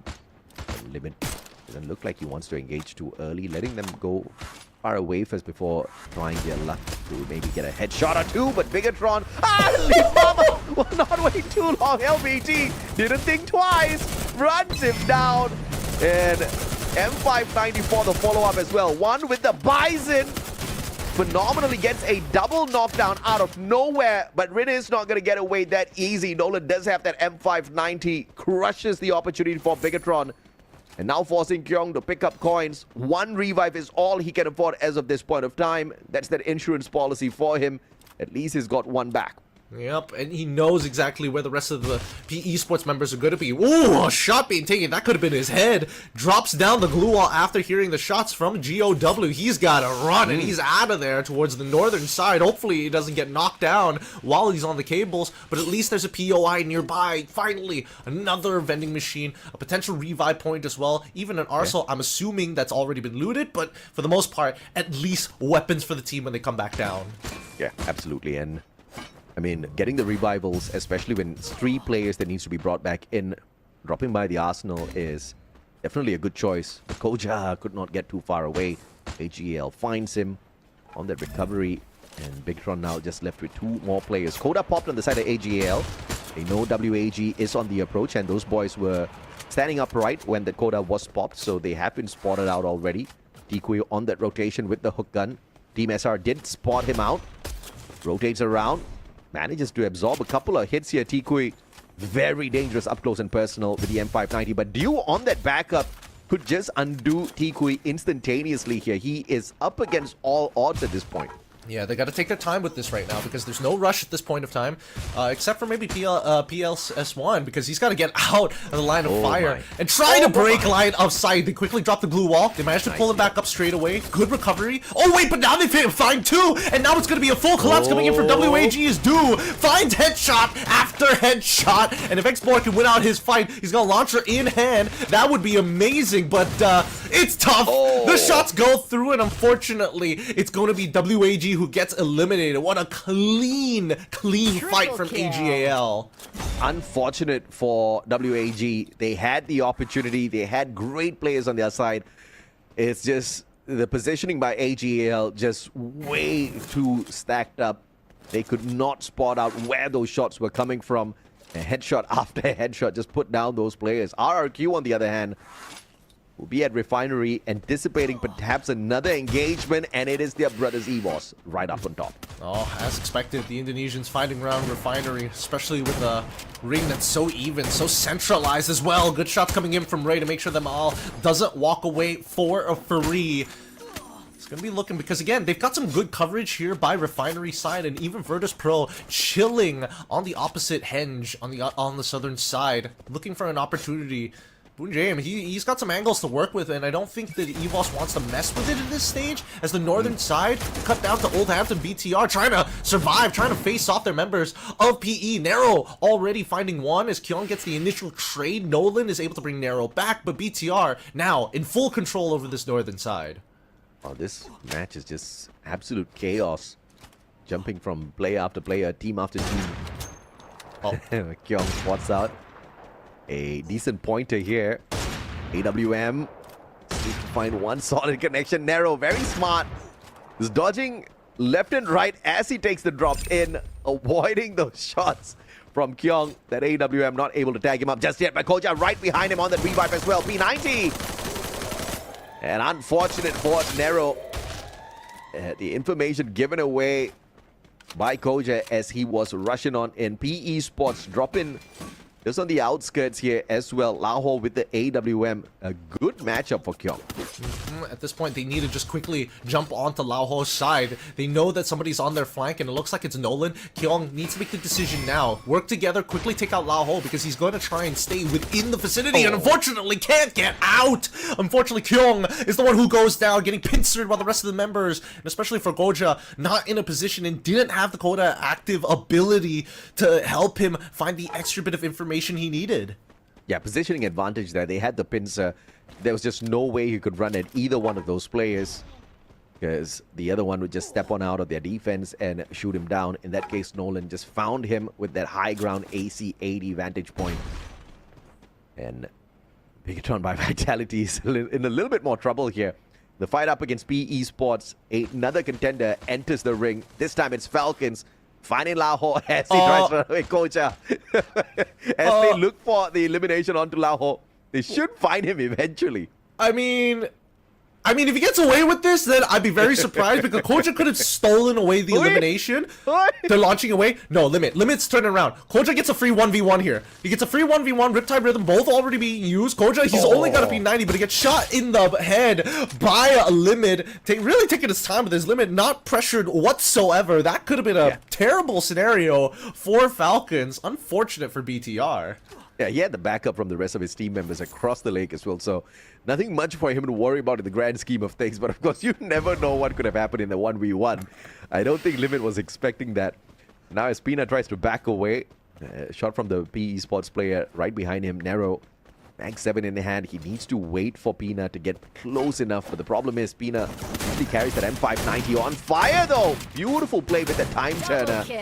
Timing played perfectly for him to get that extra elimination. Very good responses here. We're seeing a lot of teams now making sure that they have two active skill cards ready to go. One for one-time use, the other just the natural ability. Just any little advantage they can get in the middle of these gunfights could be the make it or break it. But oh my goodness! Blown from the sky, headshot as well. A little unfortunate, but hey, at least it's full control from RRQ onto Refinery.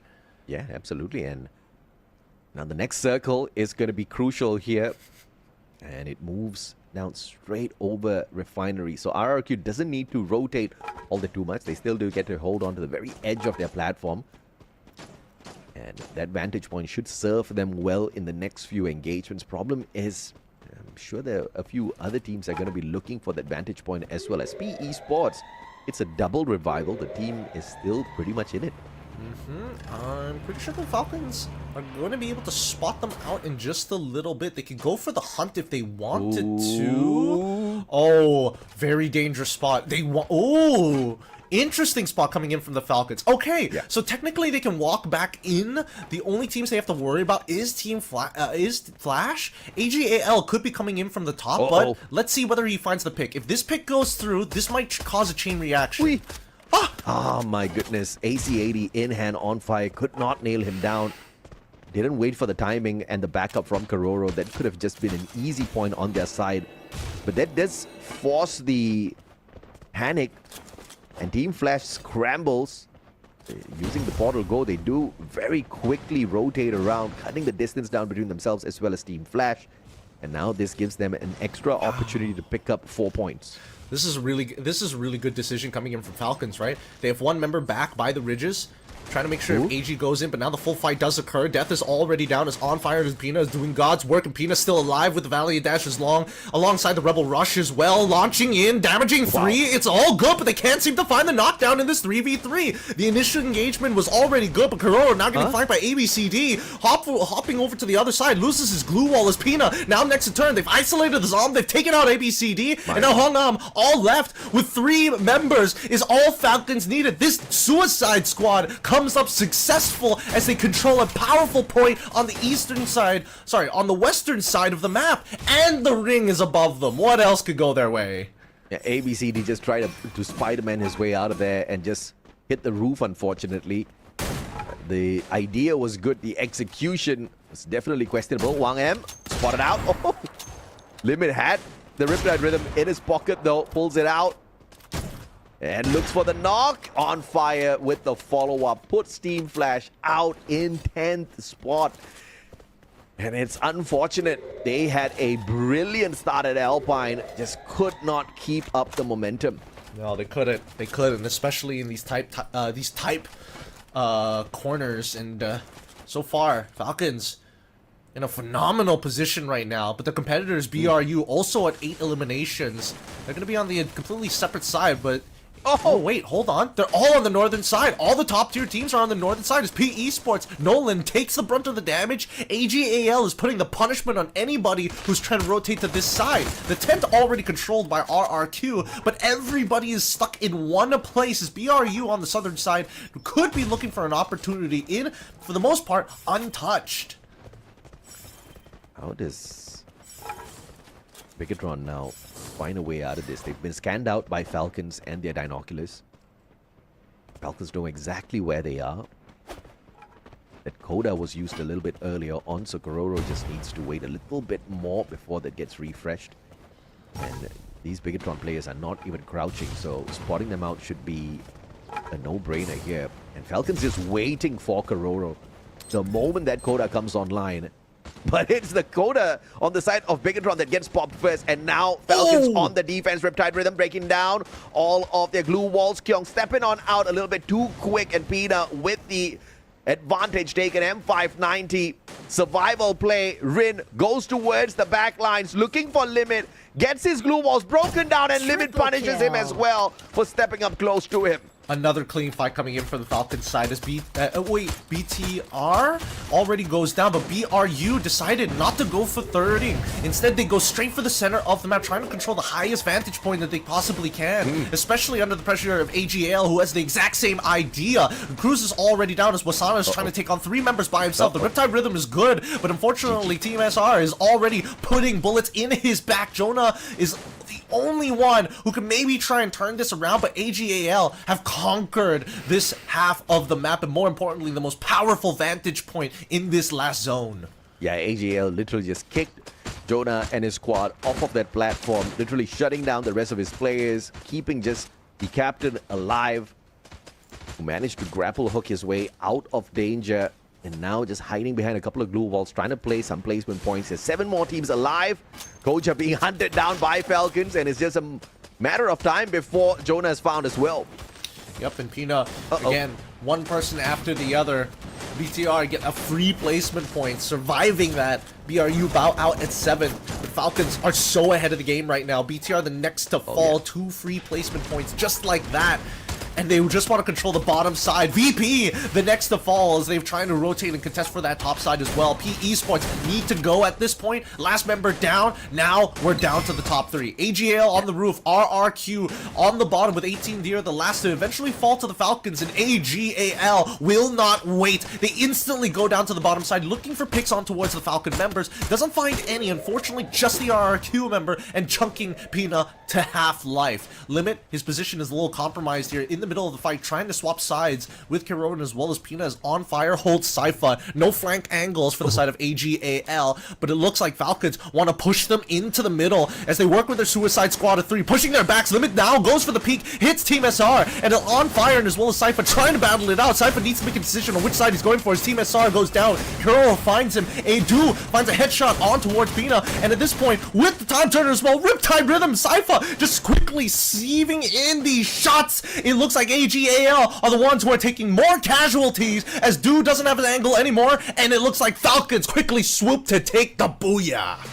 Oh, the consistency with their aggression is just mind-blowing. Falcons are just way too good at this point of time. I mean, it was not one fight, but multiple times up against WAG, Bigatron, even AGL in that very final battle. We saw a very clean attack coming on through, especially led by Pina and his Oscar, that valiant dash, breaking down all of those defenses. Those glue walls went down like paper walls in front of this guy, and that shock factor led them to getting a couple of knocks. And even though Pina got taken down twice there, the instant pickup coming through from the rest of his team members, and then later on they thought, okay, you know what, Pina, you just hang back. We've got the numbers thinned down already. We'll be able to get this job done on our own. Falcons, brilliant mastermind tactics executed perfectly. Yeah, a really nasty squad. They're very creative with the way that they play their 4-on-4s, and it just works out for them, right? Oh yeah. They're so good at clash squatting already, especially in these high stakes types of matches. And now I think that everybody else has to like kind of keep in mind, you know, Falcons are still dangerous out there. We can't give them a fair fight ever. I mean, there's a super high probability they qualify today, because that's 3 games in a row where they have managed to find some massive points here for themselves. And, you know, if you've got a 100% top 3 rate, if you've got solid eliminations on your side, and we are just 3 games in, there's a high probability you're going to make it. But of course, we thought the exact same yesterday for RRQ, who were doing so well at the start of the day, and then Pharaoh, they just came out of nowhere. Perhaps the same can happen today as well. We still have one of the best lobbies out there. This is Southeast Asia, baby. The best of the best here. Even PE Sports is doing phenomenally well. You guessed it. They were going to come out of the gates bursting with their capability. The recovery day for this Vietnamese team seems to still be hot. Again, it was between them or WAG. It was one or the other. Usually if one's doing well, the other's not doing as well. I don't know what the relationship with that is, but it's it just is. It's just a fun fact. It's a map. But I think at the end of the day, right, these maps definitely, as much as we would like to say that it favors, certain styles are starting to adapt and change. Like Kalahari, we've seen this plenty of times being dominated by the Indonesian region, but now we are seeing different lengths of counterplay, even to the point where even the Indonesians don't necessarily want to sit on top of Refinery. They kind of wait to walk into it later on, even if they do decide to hot drop it to begin with. Yeah, I think they made that strat way too popular. Everybody's got the counter strat to that, and now they just don't want to be found too early. RRQ just playing it very safe, and they're kind of keeping it fresh, right? Sometimes they take Refinery, sometimes they just avoid it like the plague. They just don't want to be found out. They don't want to be hunted down too easy. And yes, at one point of time, Indonesia used to be good at Kalahari. Now it's just RRQ is good at Kalahari. The rest of them definitely struggling. And slowly but surely, Thailand has definitely taken over this map. And this obviously is an expected thing, right? Because at the end of the day, Thailand has always had these really solid squads. Just like Falcons, you know, sometimes they've got their good and bad days. Today was that good day for AGAL. I mean, this was a great comeback game for them. No, this really was. And I definitely felt there were moments there where I'm like, I'm not entirely sure whether this is like the smartest decisions, but since you're the first one on the scene, you kind of have to put yourself in, you have to do it, right? You've already crossed the threshold. There's no going back on the roller coaster after you're locked in. So it worked out for them actually pretty well, and I'm surprised because the majority of the teams that were left, just all of them were damaged, right? All were just remaining 1 or 2 members, and they were all playing on the low ground, and Falcons were like, this is perfect for us to feast. And Buriram thought they had this all in the bag. They went in there for the attack. They wanted to rip away that Refinery high ground platform. AGL just said, nope, we've got this, man. And I think they were depending a little bit too much on the grenade launcher, but Jonah just wasn't finding the connections with those nades. Well, speaking of nades, right? Again, how often do we see teams actually wanting to run these cluster grenades? Only a handful of teams actually like having these cluster grenades, and more importantly so, its use cases tall and wide. There's a lot of times where you don't necessarily utilize it, right? But I think in this particular game, with the inclusion of making sure that you're walking into areas that are like ruins, for an example, somewhat tight corridors, but a decent amount of places to escape, you can kind of force your opponents to rotate in a specific manner when you have those explosives on hand.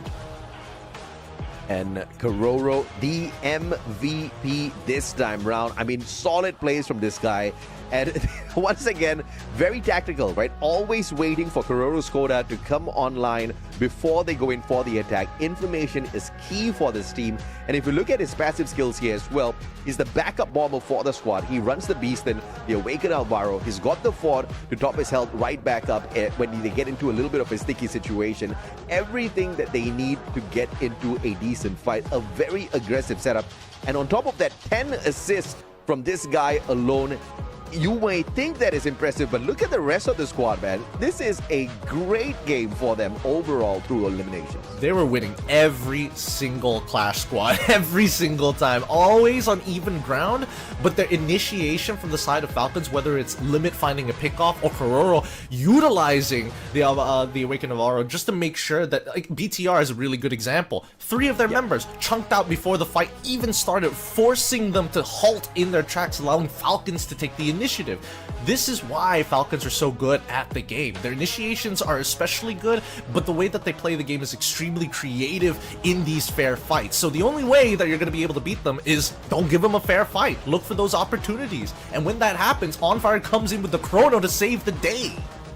Yeah, absolutely. And of course, you do have the Luna being run here, the fight or flight. You've got increased firing rate from the side of Kororo as well every time he hits an enemy. And this is pretty rare. You don't see that used as often as a passive skill out there. But Kororo really knows what he wants, right? Especially when he runs that AC-80 on himself and he's getting the connections on those shots. A little bit of an increased rate of fire on that AC-80 is ridiculous because it's already overpowered at this point of time. He's got the winning factor here for himself. 32 massive points for Falcons in this game as they hit the Booyah alongside 20 eliminations. AGL right behind them. RRQ kind of falls a little bit overall, but still decent on the points. 17 this time round. PE Sports with a 15.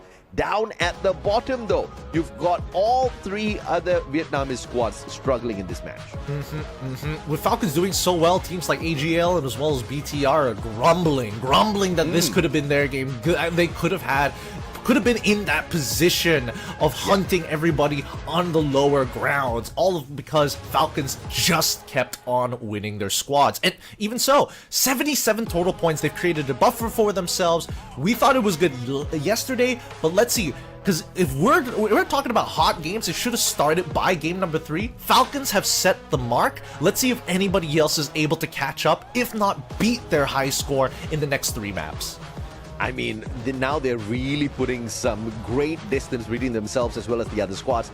29 points difference between PE Sports as well as Falcons. And this is a big reason due to all of those eliminations that they're finding, as well as, of course, the consistency through all of those placement points they've been picking up.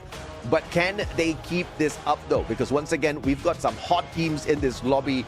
Anybody can step it up, but so far, nobody has been able to do it better than Falcons. Yep. Falcons are really setting the bar for everybody else. But it makes me curious, right, how these players are honestly feeling with the way that, they are not only dominating, but at times you're hoping that you're about to win it and somebody else takes it away from you. It does get a little frustrating with the number of thirds that we have been seeing just in these past 3 maps. First ring, immediately, we're looking for thirds.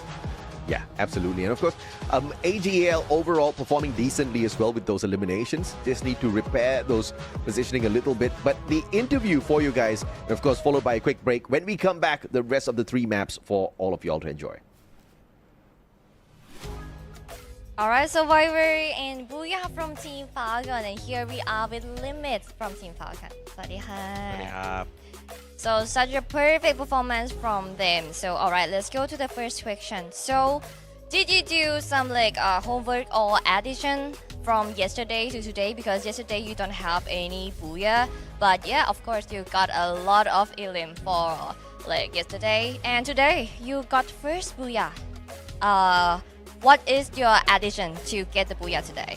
ก็เราทำยังไงบ้างเมื่อวานนี้เราไม่ได้บูย่าเลยแต่เราได้อีลิมเยอะซึ่งเราไปทำการบ้านอะไรมาบ้างทำให้เราได้บูย่าวันนี้ไหมคะไม่มีเลยครับการบ้านไม่ได้ทำเลยไม่ได้ทำเลยเล่นเหมือนเดิมเมื่อวานเลยดวงมันเข้าเองน่าจะได้บุญญาวันนี้คือเรียกว่าเป็นวันของเราดวงมาใช่ดวงมาวันนี้ดวงมาโค้ชทำบุญทุกวันเลยใช่ครับดวงก็เลยมาOkay.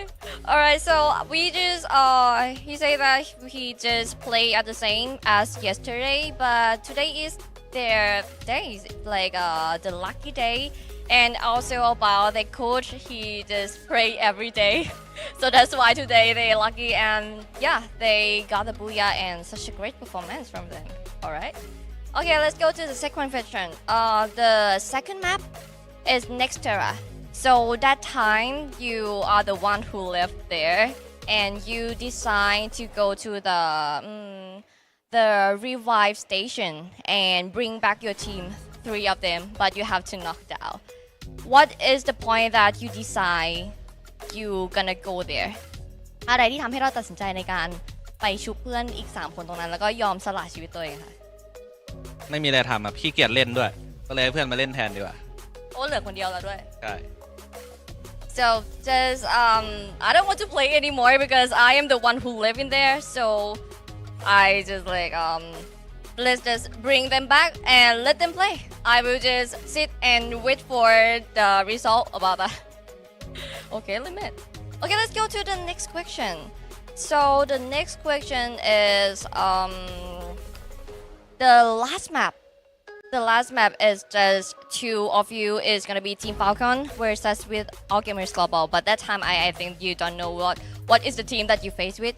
How do you communicate with each other to get that booyah? ตอนแมปสุดท้ายเนี่ยเหลือแค่2ทีมตอนนั้นเป็น All Gamers Global แต่คิดว่าตอนนั้นเราน่าจะไม่รู้ว่าเป็นทีมอะไรด้วยตอนนั้นเราคุยกันยังไงแล้วอะไรคือจุดสำคัญที่ทำให้เราได้บูย่าค่ะก็น่าจะเป็นทักษะการเล่นของแต่ละคนครับในทีมก็ไฟดีอยู่แล้วครับถ้าเกิดไม่โดนแจมก็ดี4ตรงหน้าเปอร์เซ็นต์ชนะเยอะกว่า So our team about the strongest point is we can fight together like a full players that can face to face with other teams. So we kind of confident about the fight, so we have to fight about that time. And also the skill play of each player in the Team Falcon is really powerful. Alright, let's go to the last question. Do you think that you can go to the grand final for today? วันนี้คิดว่าเราจะได้ไป grand final ไหมคะไปแน่นอนครับอยากพักกันแต่เมื่อวานแล้วบ่นแบบไม่อยากซ้อมแล้วแบบอยากพักไม่อยากมาแล้วครับก็ขอเข้านะครับขอเข้าด้วยเอาเลย So actually we want to go to the grand final since yesterday, but yeah, we just got a mistake that we got a limb, but the point is just a little bit point that we have to get, but we cannot. So Pharaoh go in already. So today I will go to the grand final. So please give us because Team Falcon want to have a break now, don't want to practice anymore. So let us go to the grand final. Okay, alright. This is the end of the interview section. We're gonna have a short break before go back to the tournament and let's see who's gonna in to the grand final.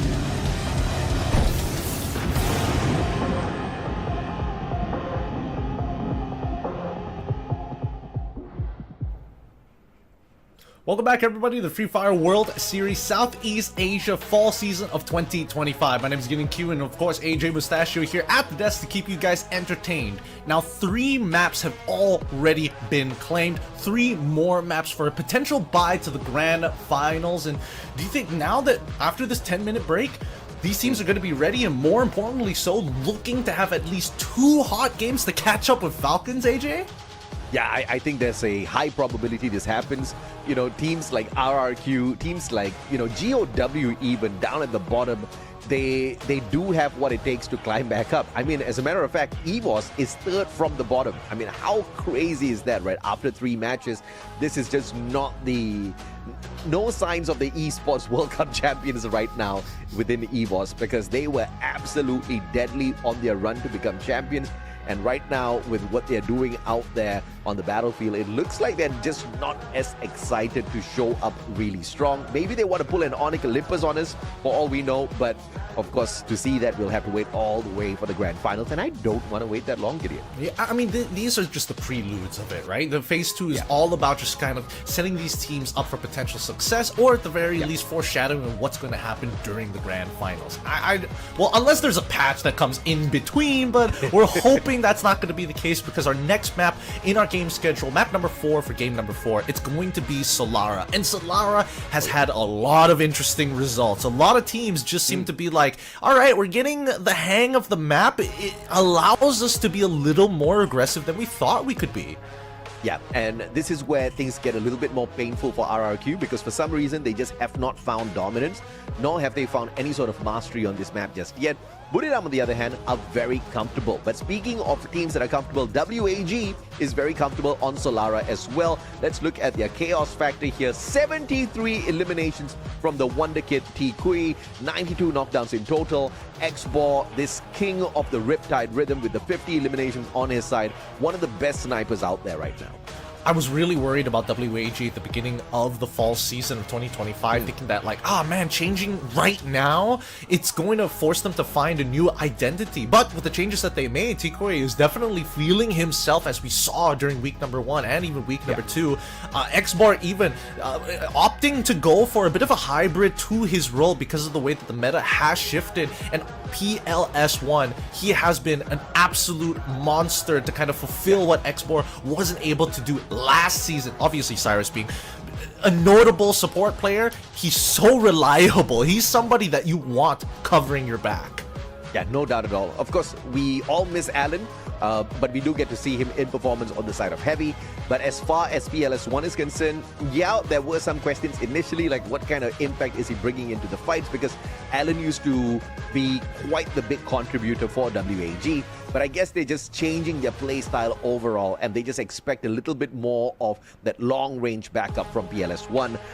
Because if you look at how the team factor, the dynamics has changed overall.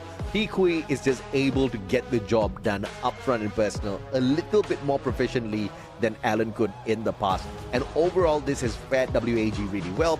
But of course, when it comes into the consistency factor, this is where they kind of dip out sometimes. We don't know exactly what the reasons are here, because sometimes they shine bright like the North Star. Sometimes they just don't show up on that day at all.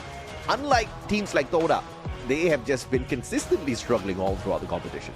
Yeah, I think that's just the representation of what the meta is asking of these players. It's now, hey, it's anybody's game. If you can make a play as an individual, we will reward you, which is why we're seeing a lot of the Vietnamese teams actually playing as 4. Even if your opponent does make a significant play, you better be able to take out like 2, maybe even 3 of our members if you want it to be successful. 2 is already asking for a lot. 3 most of the time is impossible, which is why we see that P Esports, most of the time, they stay very tightly knit together, always trying to 2v1 their opponents. They want to give little to no chance for their opponents to find that initial pick, that big initialization during the fight.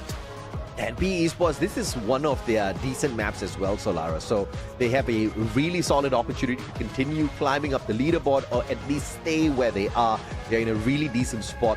Of course, the better option would be to catch up with Falcons, but I don't know how does one do that at this point of time, because Falcons have just been so proficient at finding the final circles, as well as raking in massive eliminations, right? They did the same yesterday, but they could not get those placement points. Today, they're just getting the job done with those circle reads, and they are turning out to be pretty difficult to manage in these gunfights as well. But of course, this is game number 4 time as we head on into the latest addition into Free Fire, Solara.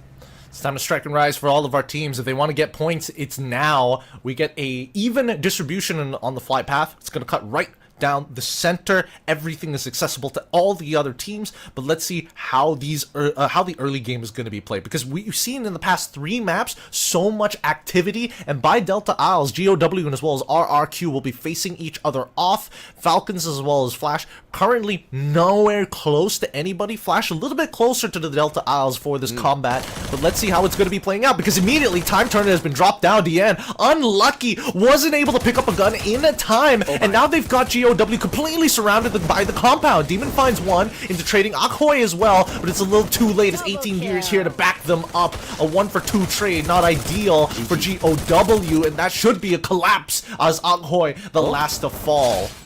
Oh, looks like he had enough coins to buy back at least one player, because GOW is still in the game. So good enough survival instincts from Akhoy. And goodness knows how he got the extra 200 coins. Might have been a coin machine there that he hid in all of that chaos. So good thinking on his feet, even though the team was pressured tremendously by RRQ early on. Thought out though, will have Noki in an unfortunate spot in a 1v2. Barros with the 180. Damages with the Mac 10, and Cypher with a Bison follow-up makes that work too easy. Team SR, on the other hand, is not as blessed with the gun early on, with a mini Uzi in hand. Not really in meta right now. I mean, it's still early days in this game.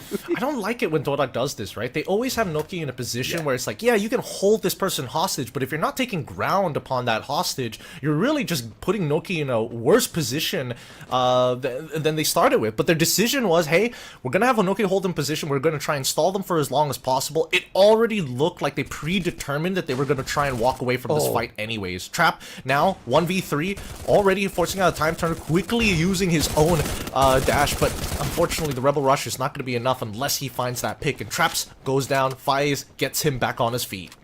Yeah, instant revive coming through there, but very good response from Team SR. A timely Time Turner pulled out. He could have gotten knocked down in that situation.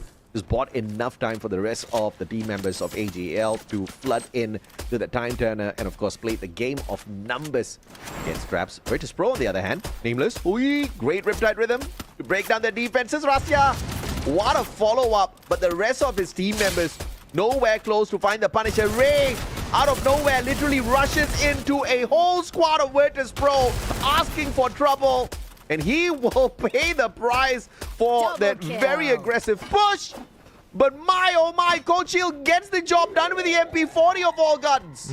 They couldn't figure it out. They couldn't figure out where they were getting shot from. And Russia had an amazing position, and VP did not want to rotate off of it, did not want to break line of sight. So far, we see that Kororo all by himself having to fight off the Zom, who's already chunked down to a quarter of his life. ABCD is too far away to actually help, but this allows Pina to quickly start taking ground against him. They're not going to let Team Flash walk away for free. They don't want to sneak. They don't want them to sneak a booyah away from them again.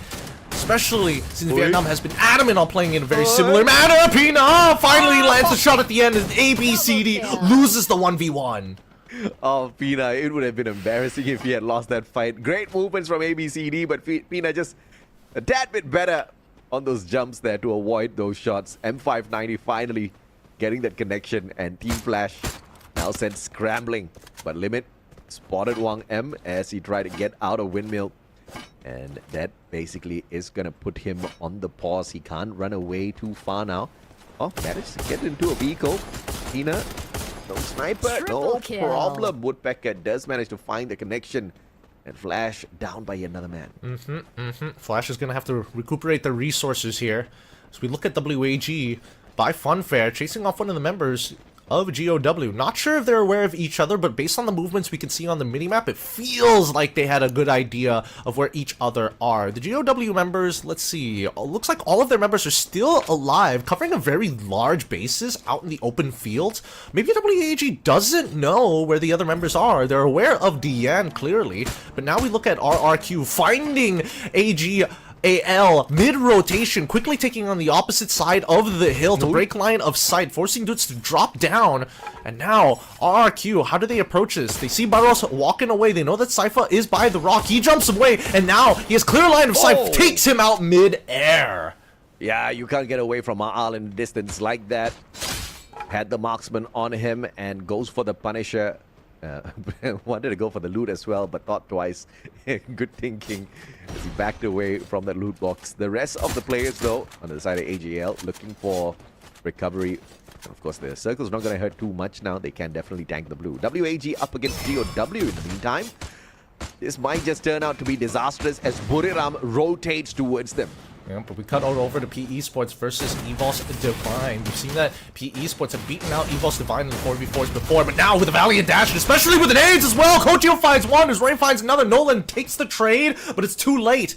It's already over. PE Sports, too many members knocked, Laoho on the run, and he's already down. That's PE Sports in 11th. EVOS Divine win out the early.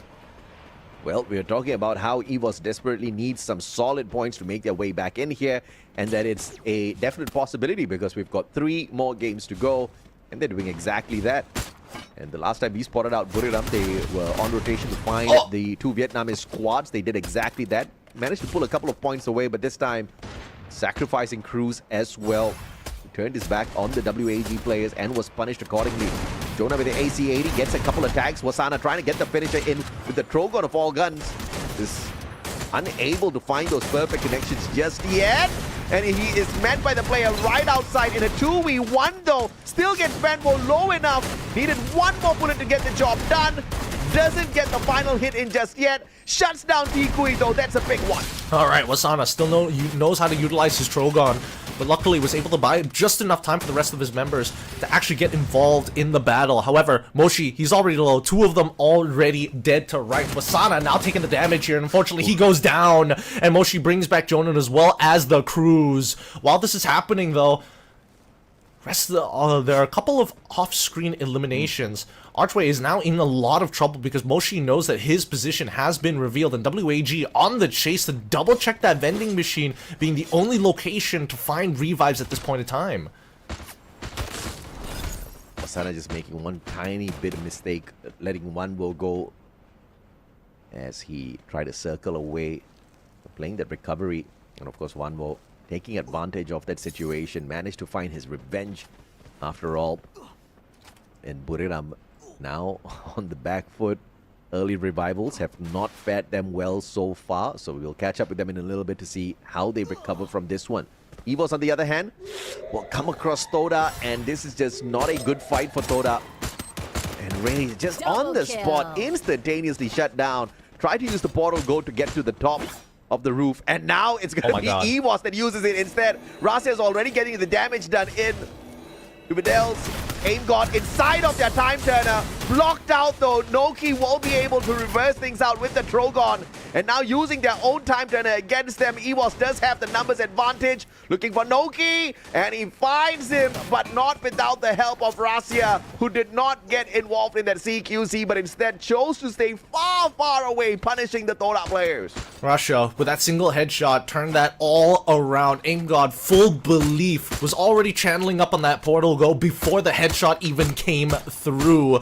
And now Traps all by himself, Eco Drain, dominated and conquered by EVOS Divine. That it's really unfortunate for Todak especially, but now, wait, hold on. Flash as well as BRU. The fight isn't over between the two. Mochi finds the headshot, but the Zom takes out the crews. And at this point, with 4 eliminations in the bag and the blue already encircling them, Mochi is going to have to do his absolute best to find another pick off as the Riptide Rhythm comes through. Doesn't find that pick, baits so that Jonah gets the shots on towards the Zom's side. ABCD isolates the fight. Zom's still alive with just a sliver of health as he take out Mochi. ABCD now in that 1v1. Zom is going to back him up, and ABCD is more than enough as BRU bounce out at 10th.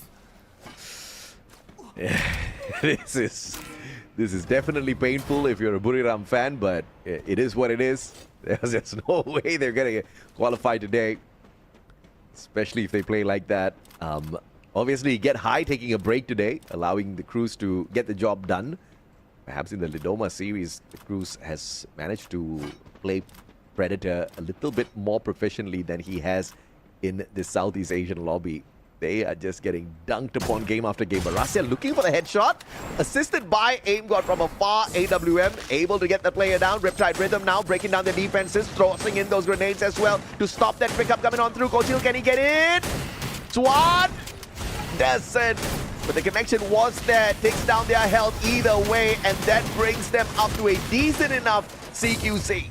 Now they're going to keep on trying to play backwards. Reagan as well as Aingot unfortunately get left behind here as they go for the initial flank. Oh, Russia headshots one just to try and even up the tides. Currently, it's a 2v2 scenario here, but unfortunately... Oh, the revives! They managed to get through! No, the re-knock on top of it! These FDLs are doing God's work so far as Russia bails out of there! Luckily, he's got the passes to have his glue walls up in time as he bails through, and now will fall into the hands of GOW on his left. Wait. Did they notice him? I'm pretty sure they saw him for sure, right? Unless they're looking for more eliminations across the map. And now we go to the next fight between Falcons as well as RRQ. But wait, Limit's taking out Du from halfway across the map. But also next to Falls, Kuro has already dominated his side. 18 Deer gets locked out as Evos Divide ends up getting eliminated at the very end of the day. And Limit finds another headshot onto Abe. Headshot after headshot. This fight is over. RRQ bow out at 8th.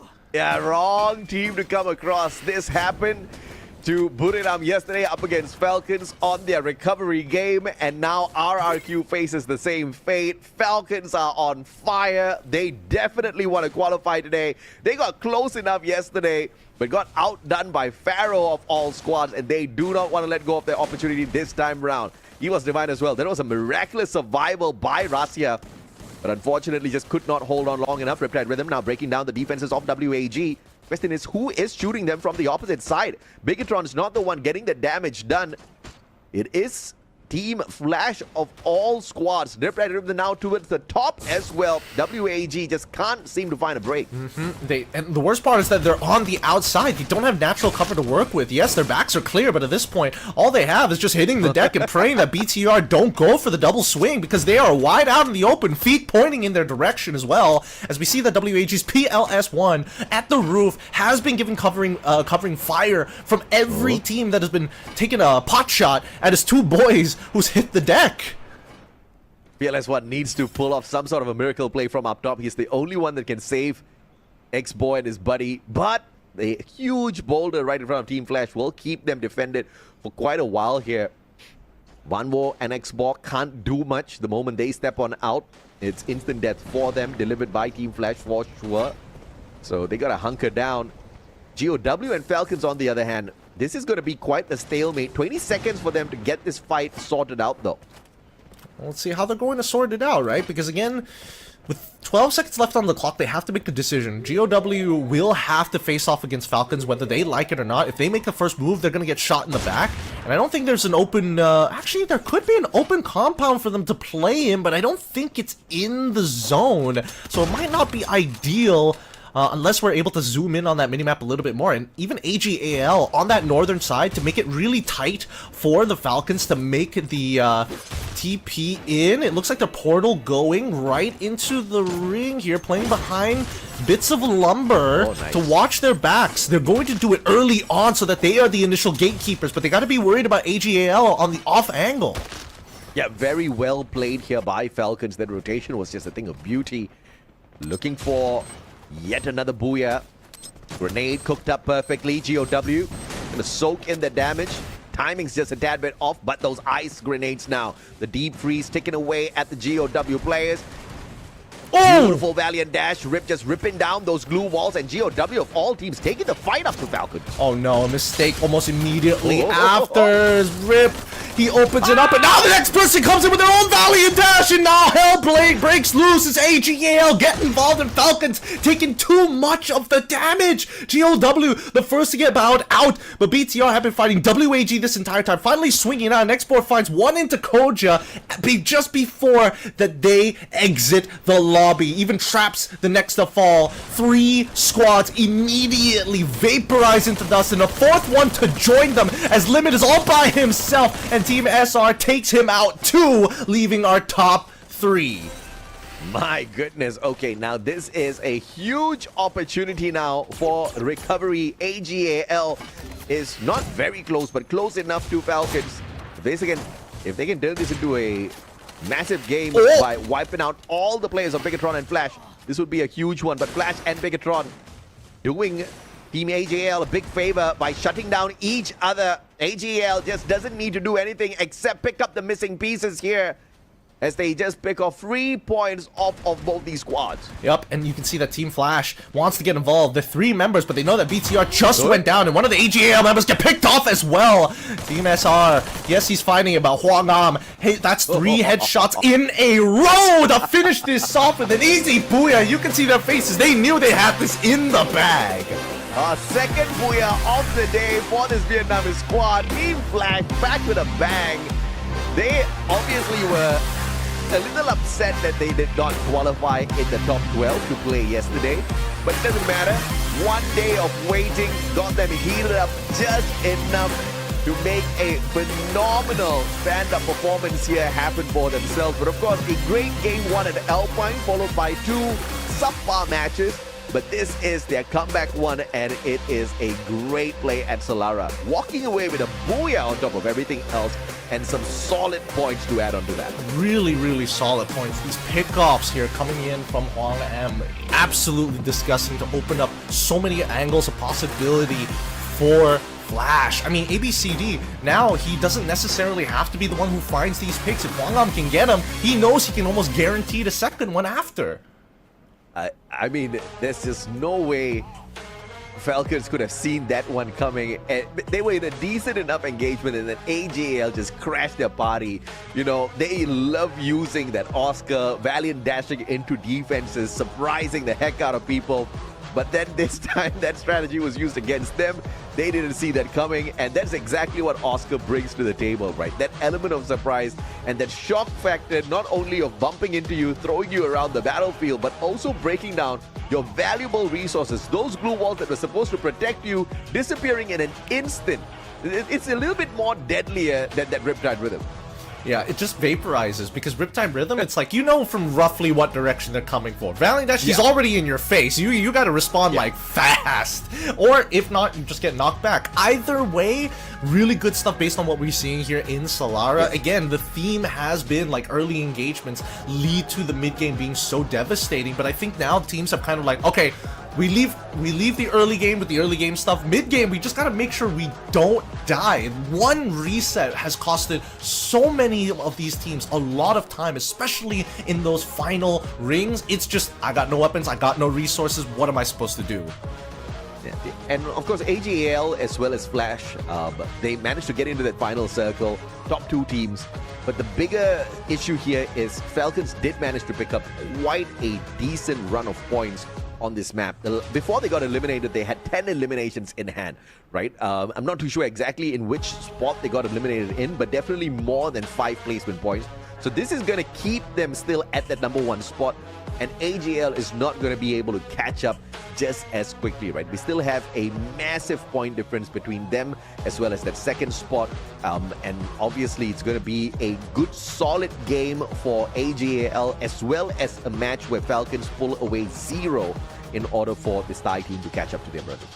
But our MVP of this game goes to ABCD, right? 4 eliminations, 1,400 in terms of just raw damage, 4 knockdowns overall. This time he's running the Tatsuya, he's not running the Oscar on Solara, knowing that he could potentially find picks and then reset his dash. I'm rather surprised because, again, ABCD has been a staple player coming in for Flash. I think that Huang Am did just slightly better, but ABCD has definitely opened up these off angles to pull attention to himself. Similarly to what we've seen Wasana do for Joanna or even Moshi. Bait them out, put them into the crosshair of Huang Am, and then start them off with an initial pick from Huang Am or even the Zom.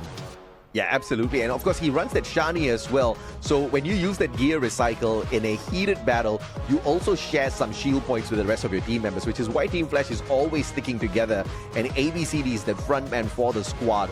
So not only is he going out there getting that damage done, he's also absorbing some damage, but with that risk that he takes, he's got the fort to top his health right back up. So it's a great combination when it comes to the passive skills for this guy as well. And like you said, that Tatsuya, he goes in there, he activates that Rebel Rush, and he refreshes his fort. He gets tagged again, and he recovers again. It's a very good passive skill to have if you really want to get down and dirty right in the faces of your opponents. Overall, the Tatsuya, Oscar, Koda, Skylar combination is pretty standard right now in the Southeast Asian lobby, especially with that Skylar. That Riptide rhythm has ripped away many opportunities from the other squads. It's vicious. It's especially vicious because now that you have two people who break down glue walls like they're absolutely nothing, it opens up a lot in the playbook for Flash, at least, right? Yeah. If not necessarily to break down to find eliminations, then to surprise their opponents when they absolutely need to start pushing them into corners with the help of the Zom. Although I will say that between ABCD and as well as the Zom, I would say that both are equally good players in what they do, right? They've both found initiations. They have both done well on this Oscar. The Tatsuya is a little bit of a give or take, really depending on the scenario, but based on what we've seen so far, their early game has gotten significantly better because of it. Yeah, 24 points for Team Flash. And as anticipated, AGAL desperately trying to catch up with Falcons, but both of them get the exact same number of points, so no difference in points as far as the distance between them is concerned. So that's basically 31 points still for AGAL to catch up with Team Falcons, but very doable, right? They just need to hope and pray that Falcons get taken out as team number 12 in the next match, and they go on to win a Booyah. Very possible looking at their consistency here today. Bigatron as well as EVOS and RRQ all in a row. The Indonesian teams doing decently this time around, but of course Malaysia still struggling down at the bottom. And we only have 2 maps left. Our next map is going to be Purgatory. Falcons very clearly ahead of the pack. The only one remotely close to them is AGAL, and they're kind of hoping that Falcon does poorly in our upcoming battle. Even BTR at 55 points. Very, very far from Falcons, but if they can booyah twice at the very end while Falcons don't make it into top 10, that would be perfect for BTR to steal this entire day away. And it will be a shocking steal for sure, because Bigatron has not really been showing up in the competition, and when it matters, and obviously these 3 weeks, they truly matter because you just need one solid day of performance. You get up there, you sneak away, they qualify to the grand finals, and you get to chill pretty much. You don't get to participate in the matches, but you get to analyze each and every single one of your opponents that you do want to take down. And Bigatron is a very opportunistic squad, and I'm very sure they want to know exactly who they can hot drop when they're definitely in desperate need of points. So they'll be wanting to study the movements of these teams a little bit closely. So a early qualifier is going to fare them well. It's a toss of the dice. So far, can we see somebody try and break Falcons' overall consistent record here so far? And even for AGAL, they've been doing like very well in terms of just the average amount of points that they achieve every single map. For PE Sports, a little bit frustrating for them because as much as they were doing well, they aren't finding as much success coming in to our former maps. Our last 2 maps are definitely maps that everybody has played upon, but I think what's most worrying for them is whether or not they still have enough momentum to keep on chugging forward. Oh yeah, for sure. And I think they do have what it takes, especially in the next 2 maps with Purgatory and Bermuda coming up. Bigatron, not the best team here, but they know how to get into that final circle. They have got quite a bit of proficiency when it comes to the rotations around Purgatory. And then later on, of course, on Bermuda, you can pretty much say they are going to fare well there. Historically, in this particular fall season, though, they have not shown up, but then again, they haven't really shown up in the competition as a whole. So fingers crossed, this is the day for them to hop on in, or else it's going to be a easy pathway for Falcons to the grand finals. I mean, I don't think things are going to change that much. We'll see on our 5th map. I think that's going to solidify everything that we've been seeing in the standings itself, unless somebody makes the breakout play. And it's got to be somebody who is from 2nd to 5th place, because they're the only ones who have some contention of catching up to the Falcons. If not, the Falcons should very easily successfully move on to the grand finals and qualify for it by the end of these 2 maps, if not by this 5th map alone. So I'm looking at Flash, for an example, to maybe amp up on stealing away eliminations, because so far they've been finding some really good purchase within the 4th and 5th rings to start hunting down and stealing away points from the other teams. Yeah, and speaking of stealing away points from the other teams, Buriram, for some weird reason was doing that initially in the first couple of games, getting into that final circle first, and not really aggressing on the other squads, but just being opportunistic, waiting for the others to get knocks, sneaking away a few extra points for themselves. But obviously, that's not the usual Buriram that we want to watch in performance out there, and it wasn't faring them well. Granted, they were only doing that because they did not have enough players on their side. They were never walking into these final circles with a full squad, which is very surprising for Buriram. Yeah, it is a little surprising for Buriram, but they've got things. They definitely have things to work on. Besides a couple of mechanical mistakes coming out from the crews, for example, not being able to hop over a window, which costed him his life. I definitely think that Buriram aren't going to punish themselves too hard. They're definitely trying to get back into the motions of things based on what we've been seeing here today. Yeah, I mean, definitely the crews hasn't won me over just yet. I just do miss Get High as of this point of time. Maybe a better swap would have been the crews in for Wasana, because Wasana just hasn't been hitting those shots like how he usually does. So maybe he needs a little bit of a break, and maybe putting him on the bench would motivate him to, just heat him up a little bit before you unleash the good old Wasana on the competition once again. Taking Get High, who is on the top, the highest performing player on the side of Buriram, doesn't make much sense to me, unless of course the guy's a little sick or something. Well, that, or he's, Falcon's Pina, because when we're looking to the player head to head between Pina and as well as Abe, it's just this is I'm not gonna lie, they kind of did Abe a little dirty here, putting him against Pina, who's been playing especially hot. 15 eliminations and 25 rescues compared to 4 to 10. They did him dirty with that profile photo, bro. if you've got your eyes half closed like that, you're not going to get those eliminations away. But of course, Pina has been phenomenal in the competition so far, especially here looking for the qualifiers. 15 eliminations, solid play from Falcons, and RRQ, they've just been trying to catch up to the rest of the squads today. They haven't really been on their best of runs. Yeah, I mean, it could be a little bit better. Maybe there could be a little down on that energy, something that they can consult Red Bull for because of their zinc and vitamins from Thailand. I'm just saying, it's supplemented with zinc B3 and B6, featuring a mild taste that helps players stay highly focused, alert, and allows them to seize everyday opportunities to achieve stylish Booyah victories.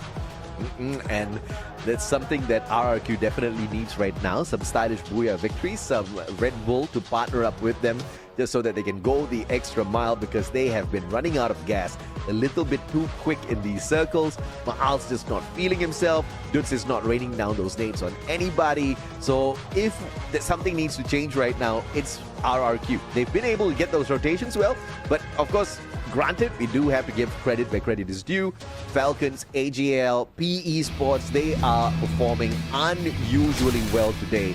RRQ just finding it really tough to catch up with them. Yep, for now, we've already moved on from Solara. We move on to our next map, a good old classic, wide instance, and many teams and players have gotten their names etched in purgatory. As we see, game number 5, we fly over the map, and it looks like it's slightly skewed to the right-hand side, but not by much. Not by much indeed. RRQ, early drop. Lumber Mill, Fire Brigade, Central. This whole island belongs to this Indonesian squad now, so looting galore for them.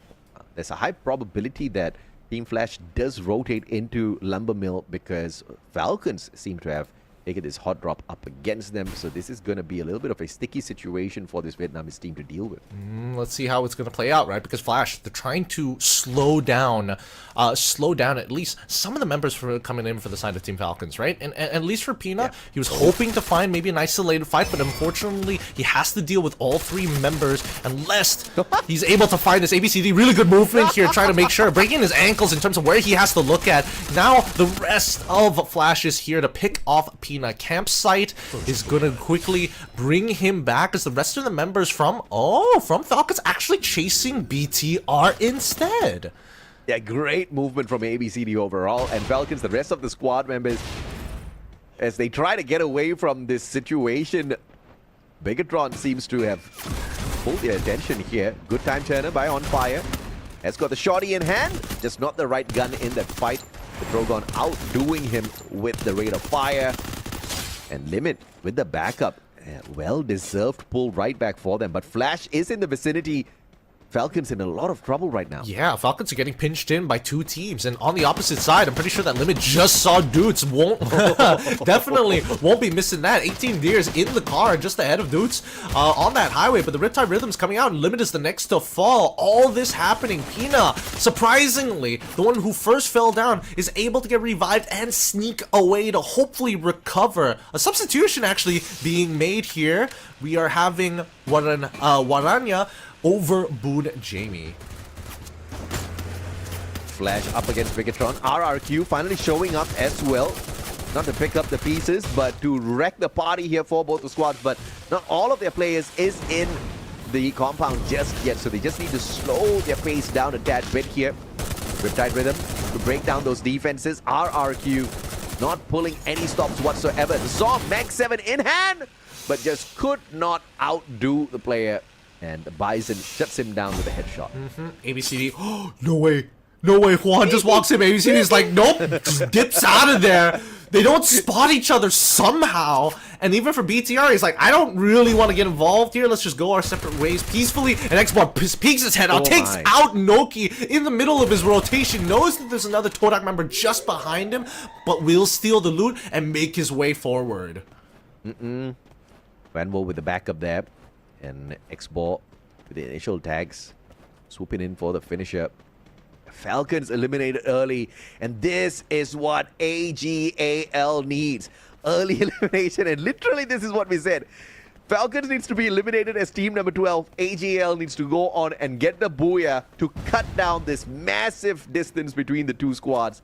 It's all in the hands of AGAL now. Let's see how they play it out, right? Because even Flash, they're still not completely done for just yet. If they recover and they do well... Oh, my goodness! The headshots are coming in onto the kill feed already. We see that the rest of the members of VP going to get shot from the clothesline. And finally, we come back to EVOS Divine as they break through one of the members of AGAL. Baros gets the floor. Forge is dominated, but we look on the opposite side and now continue back the fight. Looks like Noki is going to be dropping down in with the help of Faiz. Thanks for the revive. Juan brings back Rin as well as Koja. Nobody eliminated just yet.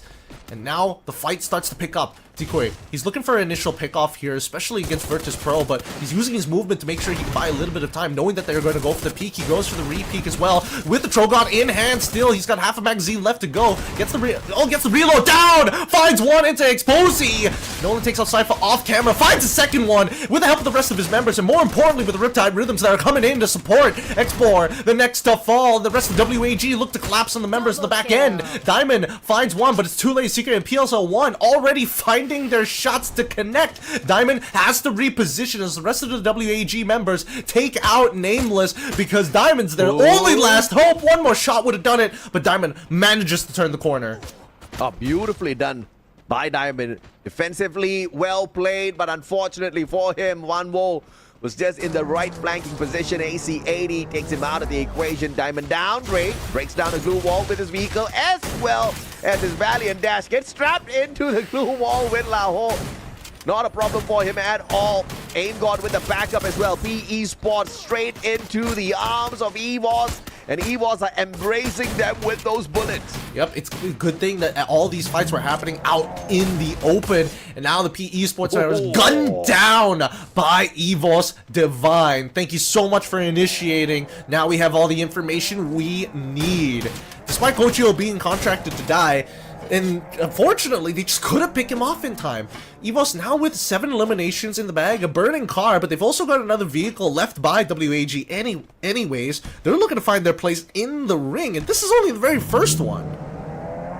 And just when AGL thought this was going to be a decently easy game, since Falcons got taken out early, it was EVOS that crushed their hopes instantaneously, forcing the team to scramble. Each and every single one of these players have been revived now, which has been a massive reset overall on their looting progress. So AGL on the back foot, they need to stay silent and hope and pray nobody finds them. Barros reviving Sci-Fi as I say that. In the meantime, RRQ managing to spot GOW out here at Lumbermill, but thankfully there is a vending machine there. So instant revive for the squad. Yep, AGL trying to get... Oh, they're trying. Barros tries to go with the movement, but unfortunately a little too late. ABCD, again, making sure that they are keeping clear of these points. And Do has to try and beat ABCD by himself, which is very possible. Looks like ABCD wasn't able to get enough heals for himself. And with the healing UAV, the healing drone, at least he can keep Barros up and alive without him losing too much health despite getting chipped away by the blue. Now we see that Abe is turning the corner onto RIP, who takes him out with the help of Mal. 2 headshots puts him out of his misery, and they even have a delivery service to get to the next point.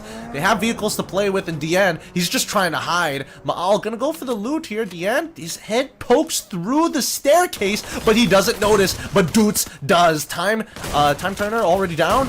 Dian trying to take the space forward, but he's only got a 90, and it's not going to be enough, especially when Doots has the heavy artillery, but he's put down to 18 HP. RRQ come out of this alive. Yeah, close enough, but fortunately he was outnumbered either way. Thoda, on the other hand, spotting a player, dropping back in on that revive, but it's a tad bit unlucky as they try to engage them with those bullets. Zom on the revival for Wang. And Team Flash is back in it with a full squad as well. They are, but they're hovering around the northern edge, and they make the call to say, hey, let's go deeper into the blue for now. We know that Todak already spotted us out. We don't want to go through that wall of resistance here. And some of the Flash members are looking for information across the board. Looks like Saifa finally spotted Huang Am, who's trying to check out the northeastern side of the map. VP is still lingering around here.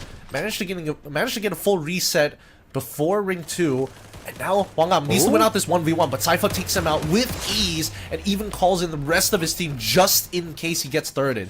For the most part, it looks like they should be able to make it out of here, but with Team SR already marked to die, looks like they might have to take a longer path down towards the eastern side of the ring. Yeah, it's a good recovery here for the squad of AGL, and it looks like they've gotten their hands on some decent loot as well. So nothing much for the squad to worry about for the time being. But Veritas Pro, on the other hand, looking for an extra point here off of Exposi. On the revival, brought that P90 in. Zom is gonna rock this with the Thompson, potentially. Gets the tags in, and unfortunately, Exposi will get traded out as the bullets hit each other at the very same time. Yep, that's unfortunate. The worst part about that is just, you know, immense eye contact as you're already on your knees, right? It's just, you can't really do anything about it. Both sides are like, could we die faster? Is there like a end this button? But they don't, so they just have to wait, painfully wait until they get revived. In the meantime, though, at least WAG has found themselves a spot here by Brasilia. Now, the ring is hovering around Brasilia campsite at this point of time. We'll see whether or not it's going to pull either towards Brasilia or closer to campsite, ideally over Brasilia, for anybody who's on the western side. But here by the north side, Todak has already gotten into fights with AGAL on multiple occasions. Now it's an all-in. Oh my god! Team SR already taken out Faiz. 2 quick shots puts him out of his misery as well. And now turning this into a 3v4. Todak on the back foot as Saifa is now peppering them, cutting through the glue walls. And unfortunately, Traps can't do anything about that as one by one the Todak members get gunned down in the open field. VP and as well as GOW watch the entire thing go down, and they demand justice for Todak. Yeah, Saifa having a field day with the cord in his hands. My goodness me. And Thoda stood no chance in that engagement at all. They're scrambling all around as usual. Just looking for their footing, trying to figure out exactly how to play the counter. But AGL took that good opportunity as they were thinking to swoop on in and end the fight between them. Saifa now has got yet another fight, this time against a slightly more put together squad in GOW. But in the grand scheme of things, they haven't really been collecting points well today. Even Thoda doing better than them. Yeah, I mean, look at... honestly, I do miss the stat of how much damage they're doing to glue walls, because I think Saifa is just absolutely blowing through them at this point, just to apply pressure, right? Suppressing fire in the most effective sense of the word. As Saifa, he's up front, he's gone by the tree here. His angles towards Dian Demon, as well as RIP, are very, very limited, and forcing forcing them to use these stats, and more importantly, forcing them to use these glue walls is costing them a lot. Sypha, he's out of glue walls himself. He has to push backwards. His demon is right in front of Team SR. To take out Sypha finally has 2 more glue walls despite majority of his being blown. As Du breaks that back line, opens it up with a Riptide Rhythm, doesn't find Rip, puts him down to 50% as the left side falls down. Du finds one into RIP already as Du takes out Demon. The flank is successful, and it's all thanks to Du. And the final player for the side of GOW, Akoi, just not getting involved in the fight, and there's no great line of sight to find the connection. Had a good gun, the M82B, a little bit out of meta, but still could have done some massive damage onto AGAL, who were put on their knees moments ago by the rest of his team members. Perhaps a little bit of a miscommunication, and Akoi taken out of the equation as well. GOW goes down. How unfortunate. And AGAL, very impressive recovery. Yep, and it looks like this is going to be a Brasilia final zone ring here. Plenty of compounds and concrete walls, brick walls even, to make sure that everybody has an angle, a place to kind of dominate, a line of sight that could be the key to their victory. Evos Divine gets spotted out with the help of the Dinoculars. Flash is also coming in from the south, but one smack in the middle. It's BTR Vitality as Mal finds the headshot already onto one. Evos Flash, they gotta be a little careful. They can't afford to lose any more members coming into this ring. There's nowhere to revive. Yeah, not to Ma'al, man. He's got that Raphael. He's got the Maro. He is going to hit like a truck from that distance. Super dangerous in a situation like this. That player didn't stand a chance at all. Expired instantly the moment he got taken down. Buriram, though, 2 eliminations. Looking for the game of recovery, but pins it down. WAG asking big questions from the bottom stairs here. AGL up against yet another competitor, this time in the name of Virtus Pro. Left it only due. This was that game to catch up with Falcons, and all they do is cut that lead down by 11 points. Now, which only leaves our one last competitor who could try and steal this away and maybe find another booyah, which is Flash. They to be admittedly fair, they are kind of on the back foot here. However, the crew's still trying to make sure that he controls this entirety of the stairs. That second floor is all BRUs, but they know that WAG at any point of time could look to rush up, and one already tries to make the attempt. Cruz stops him just in time. They don't find any space. It's now the time turner as well to try to stop the retaliatory fire. Jonah finds one as we see the rest of the members start blowing through. They're getting cut down, but now they have to go for the invasion themselves. They've committed it all into this. T-Coin as well as Vanvo trying their absolute best to stay alive at this point of time, and while this is all happening inside the house, the domestic abuse doesn't stop Mal just trying to make sure that every single angle is known that RRQ has your number. And Buriram out again.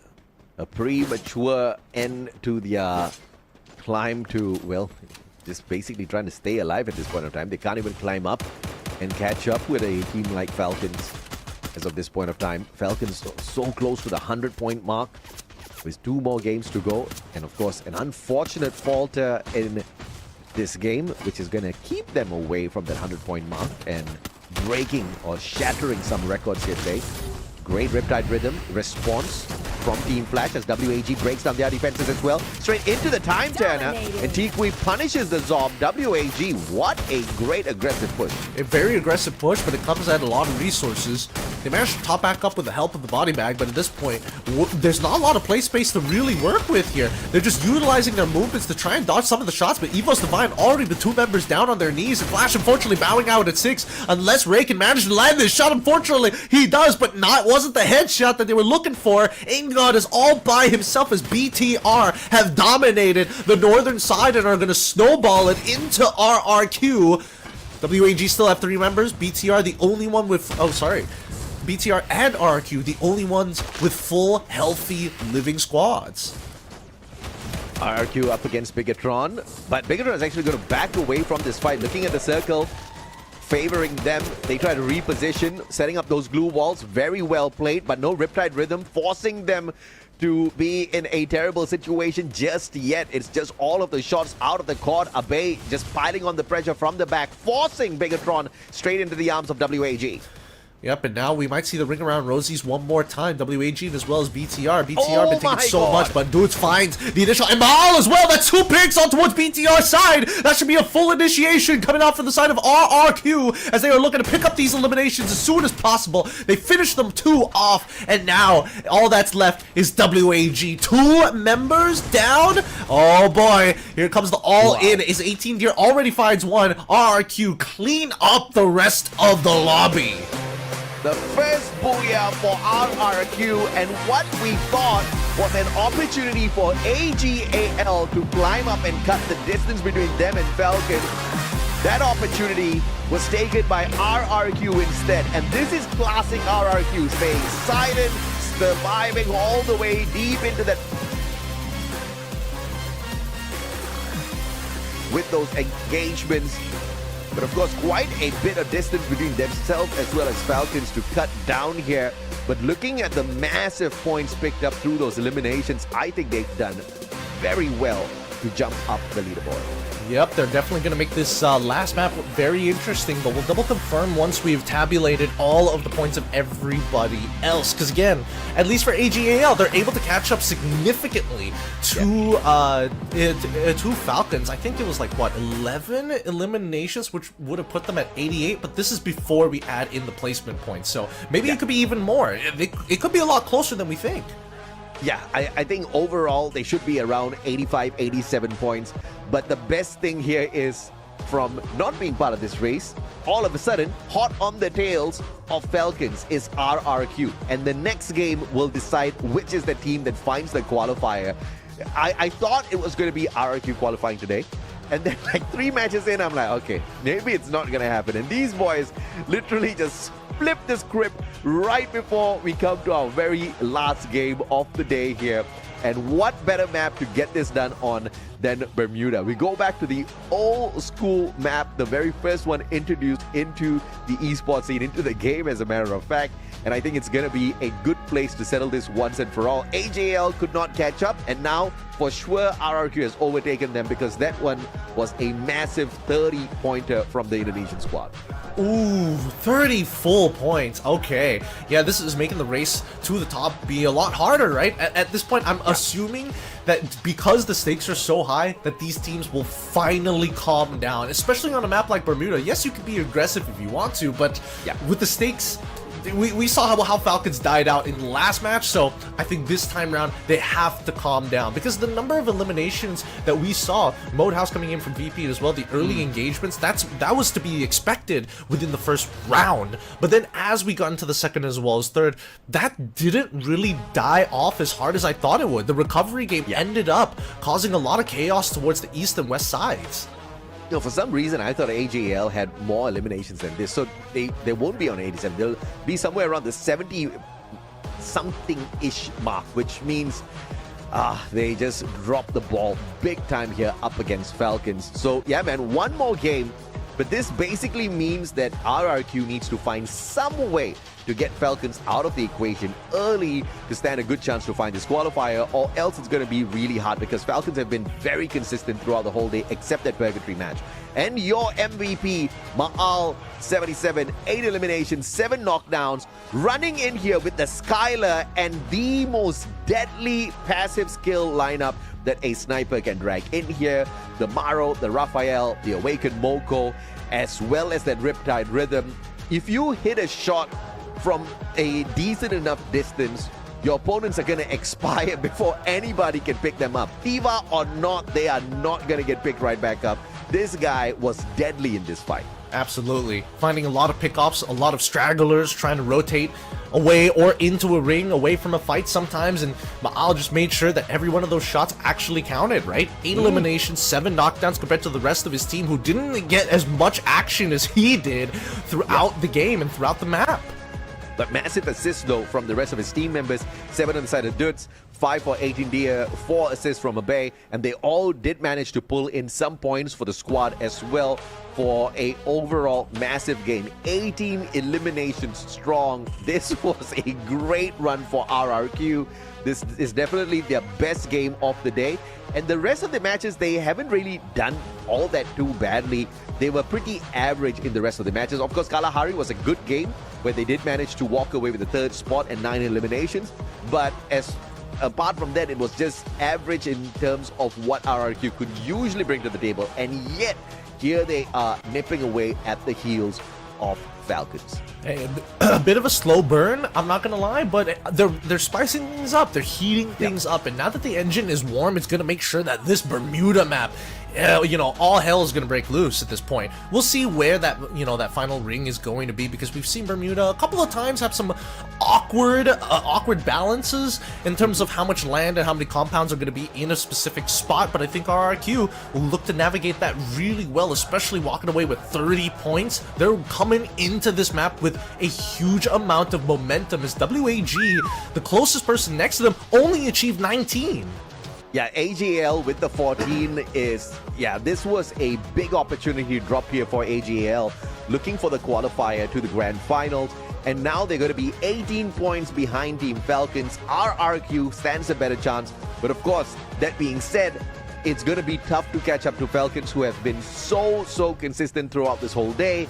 And Bermuda is not Falcons' worst map. It's one of the maps where they perform really well. They're one of the best teams there. And alongside them, though, the best performing team at Bermuda so far, guess who? It's RRQ. So this next game is going to be hot, Gideon. They've set themselves up for success. They just need to survive that early game, because once RRQ start feeling themselves in the late game feels almost done and dusted already.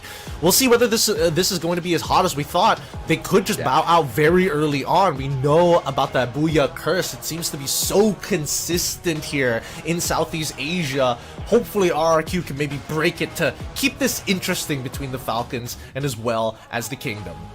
Absolutely. And of course, this was a massive comeback here from RRQ, and this is the unsuspecting surprise that the randomizer brings into each and every single day, right? Because you never know exactly what the momentum build-up is going to be like here for some of these squads.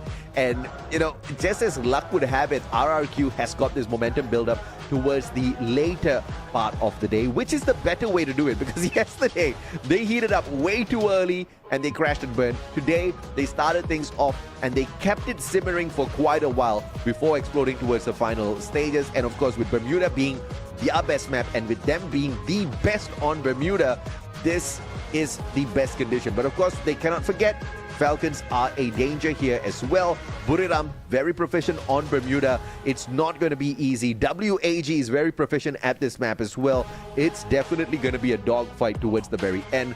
All of these teams are going to be gunning for them so that they can find their own qualifier to the finals.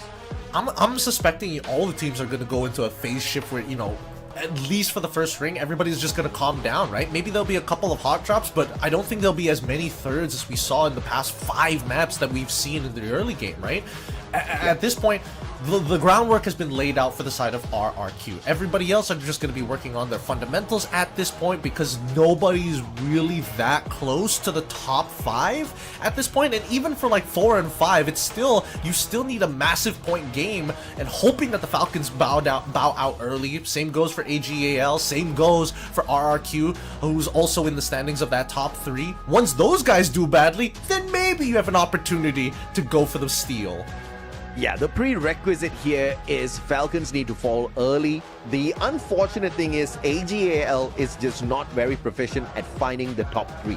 Let's take a look at a quick elimination counter comparison here. Limit versus Dew. Both are snipers on both ends of these squads. And 18 versus 13 is not too bad. Dew is still hanging on. It's just that the rest of his team members, can they back him up the way Limit gets back up from the rest of his team members? That's going to be the big question here. Oh, it's tough to say because again, I think that Limit has been hitting some pretty insane shots. We haven't seen that level of consistency from Do in a bit of a minute. I'm not going to lie, but maybe that's because I'm not on broadcast every other day. But even so, I still think that Limit right now has been able to get a lot more clutch shots in the middle of fights, whether CQC or long range, that have turned the tides for Falcons more often in comparison to Do. Yeah, no doubt at all. I think, Deuce very flashy with his plays, Limit extremely consistent, right?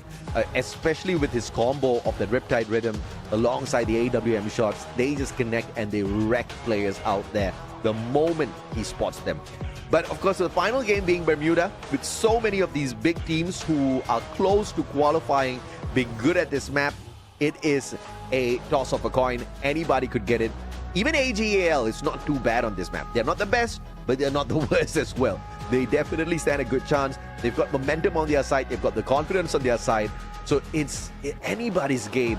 And I think this is amazing, right? With this format of this competition, every day of Phase 2 is pretty much a grand finals day here, Gideon.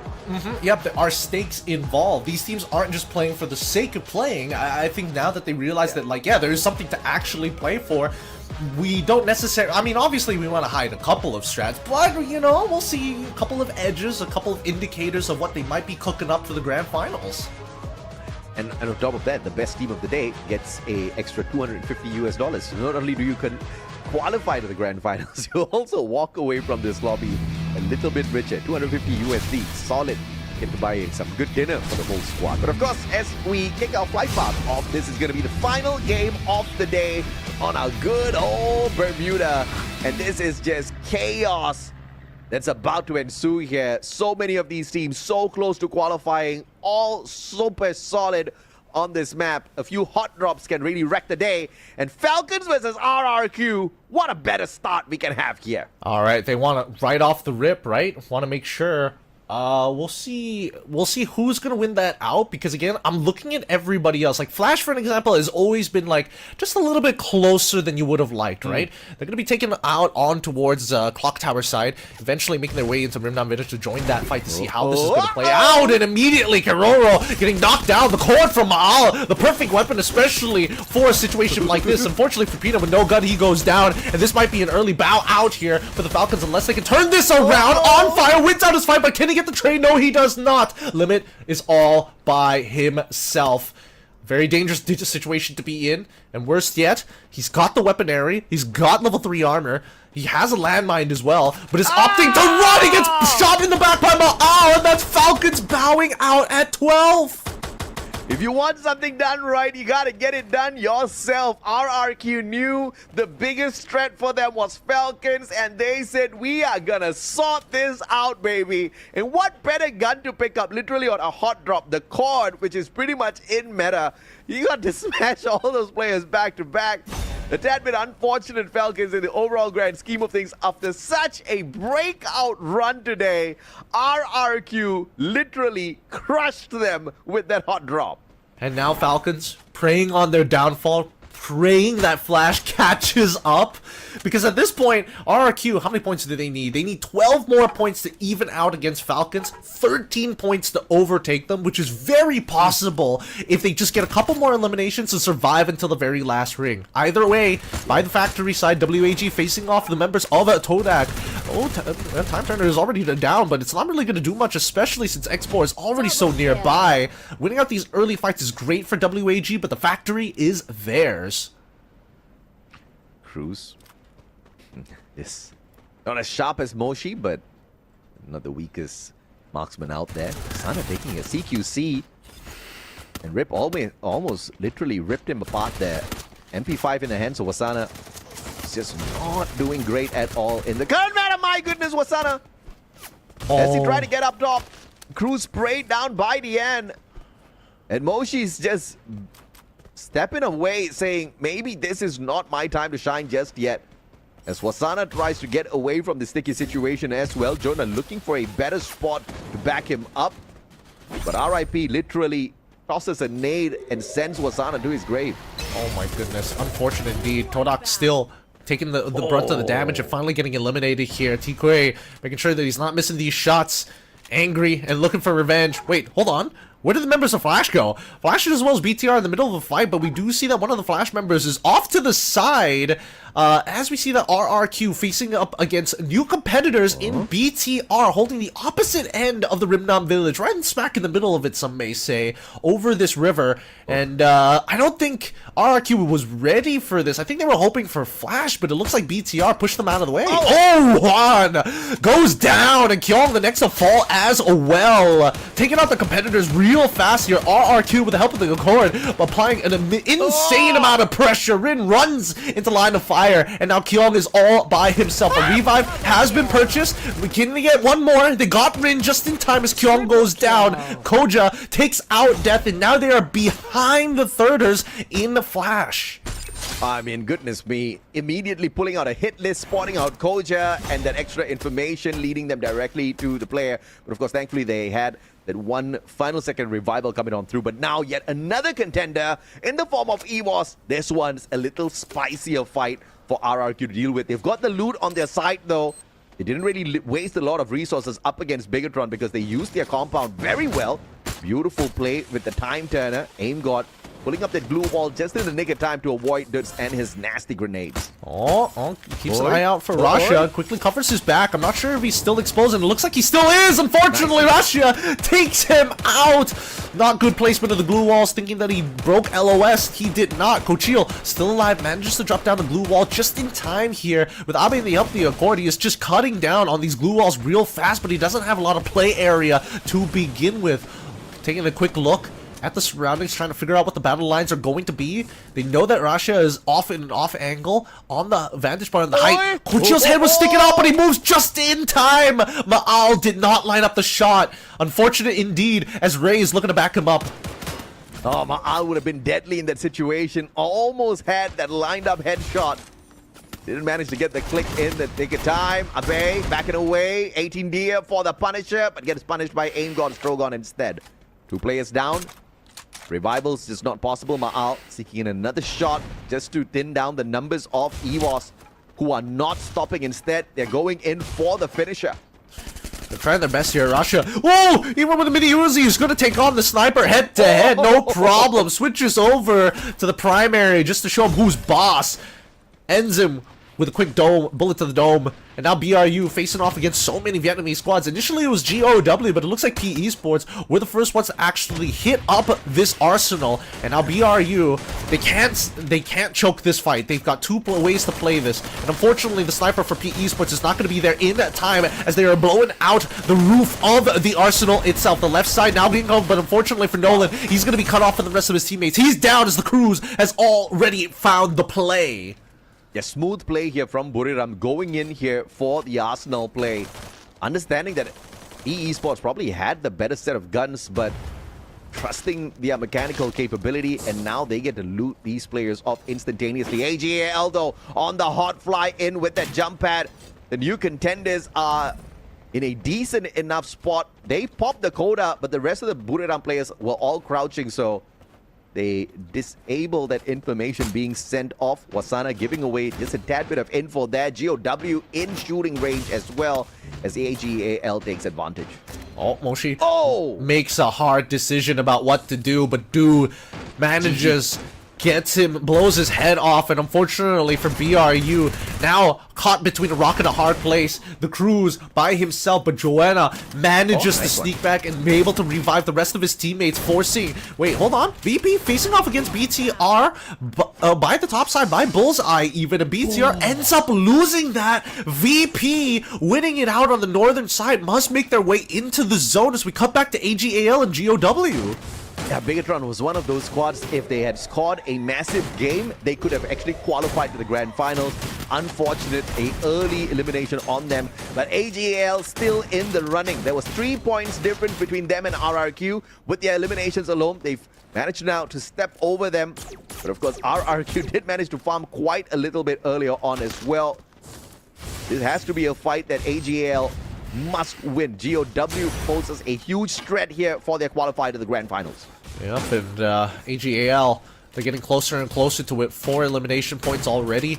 every single one is going to bring them closer. Takes out Rip. Perfect. That's another one in the bag. As we see the Waranya is trying his best to try to fend off the rest of the members here from the side of EVOS Divine, but unfortunately there's just too much firepower and not enough boys shooting back. Nameless the last to fall, but that's going to be VP out in 9th. Yeah, this is the Esports World Cup champions that we know in EVOS. And they do manage to unlock the arsenal for themselves as well. Some upgrade of guns for the guys who are on fire this time around with the engagements. And they've also got a hit list laid out here for RRQ's dudes. So they know exactly where he is on the map. The question is, do they want to get aggressive and put RRQ in a tough little spot? RRQ is at 91 points. They need 4 more points to match up and 6 points if they want to confidently overtake. But AJAL dangerously close to them. It's very possible here. But they just need to make sure that they live. There's 2 routes that they could go for. Either they take early fights or they look to just play silently until they make it into the top 3. Either or is very viable, and either or will net you eliminations regardless. As we see the rest of the map, right? We see the Koshilin as well as Russia on the outside in the blue, trying to look for resources to try and get the eventual revival before making their way up Katulistiwa and then down to Bimasakti Stripped. Joanna, same thing. He's looking for opportunities, but it looks like WAG is jumping right into AGAL as we speak, as RRQ are facing heavy resistance by Clock Tower against PE Sports. And Buriram's rotating right behind AGAL. This might just be over for the squad who's looking to qualify for the grand finals here. RRQ up against PE Sports, and the shots have already ensued at Clock Tower.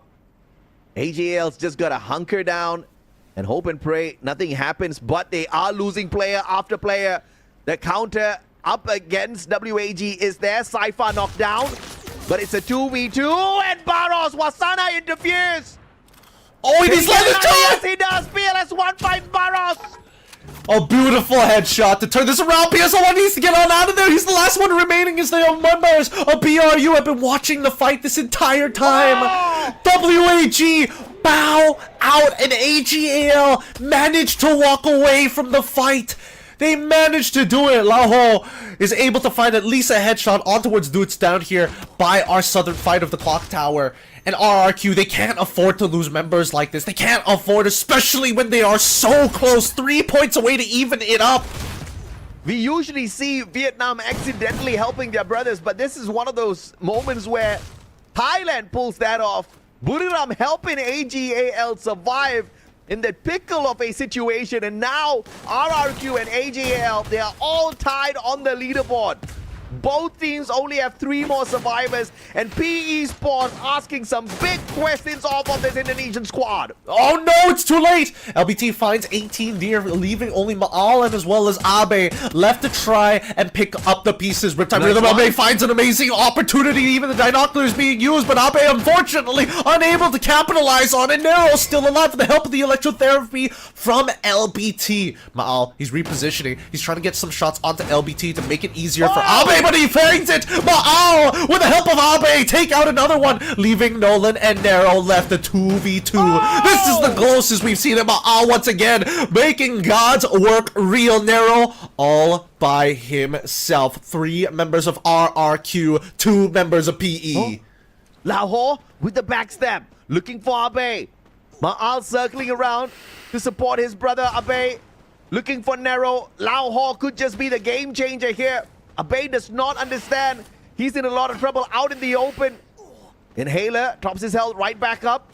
And a good flank around the left-hand side. Instead, Lahore punishes.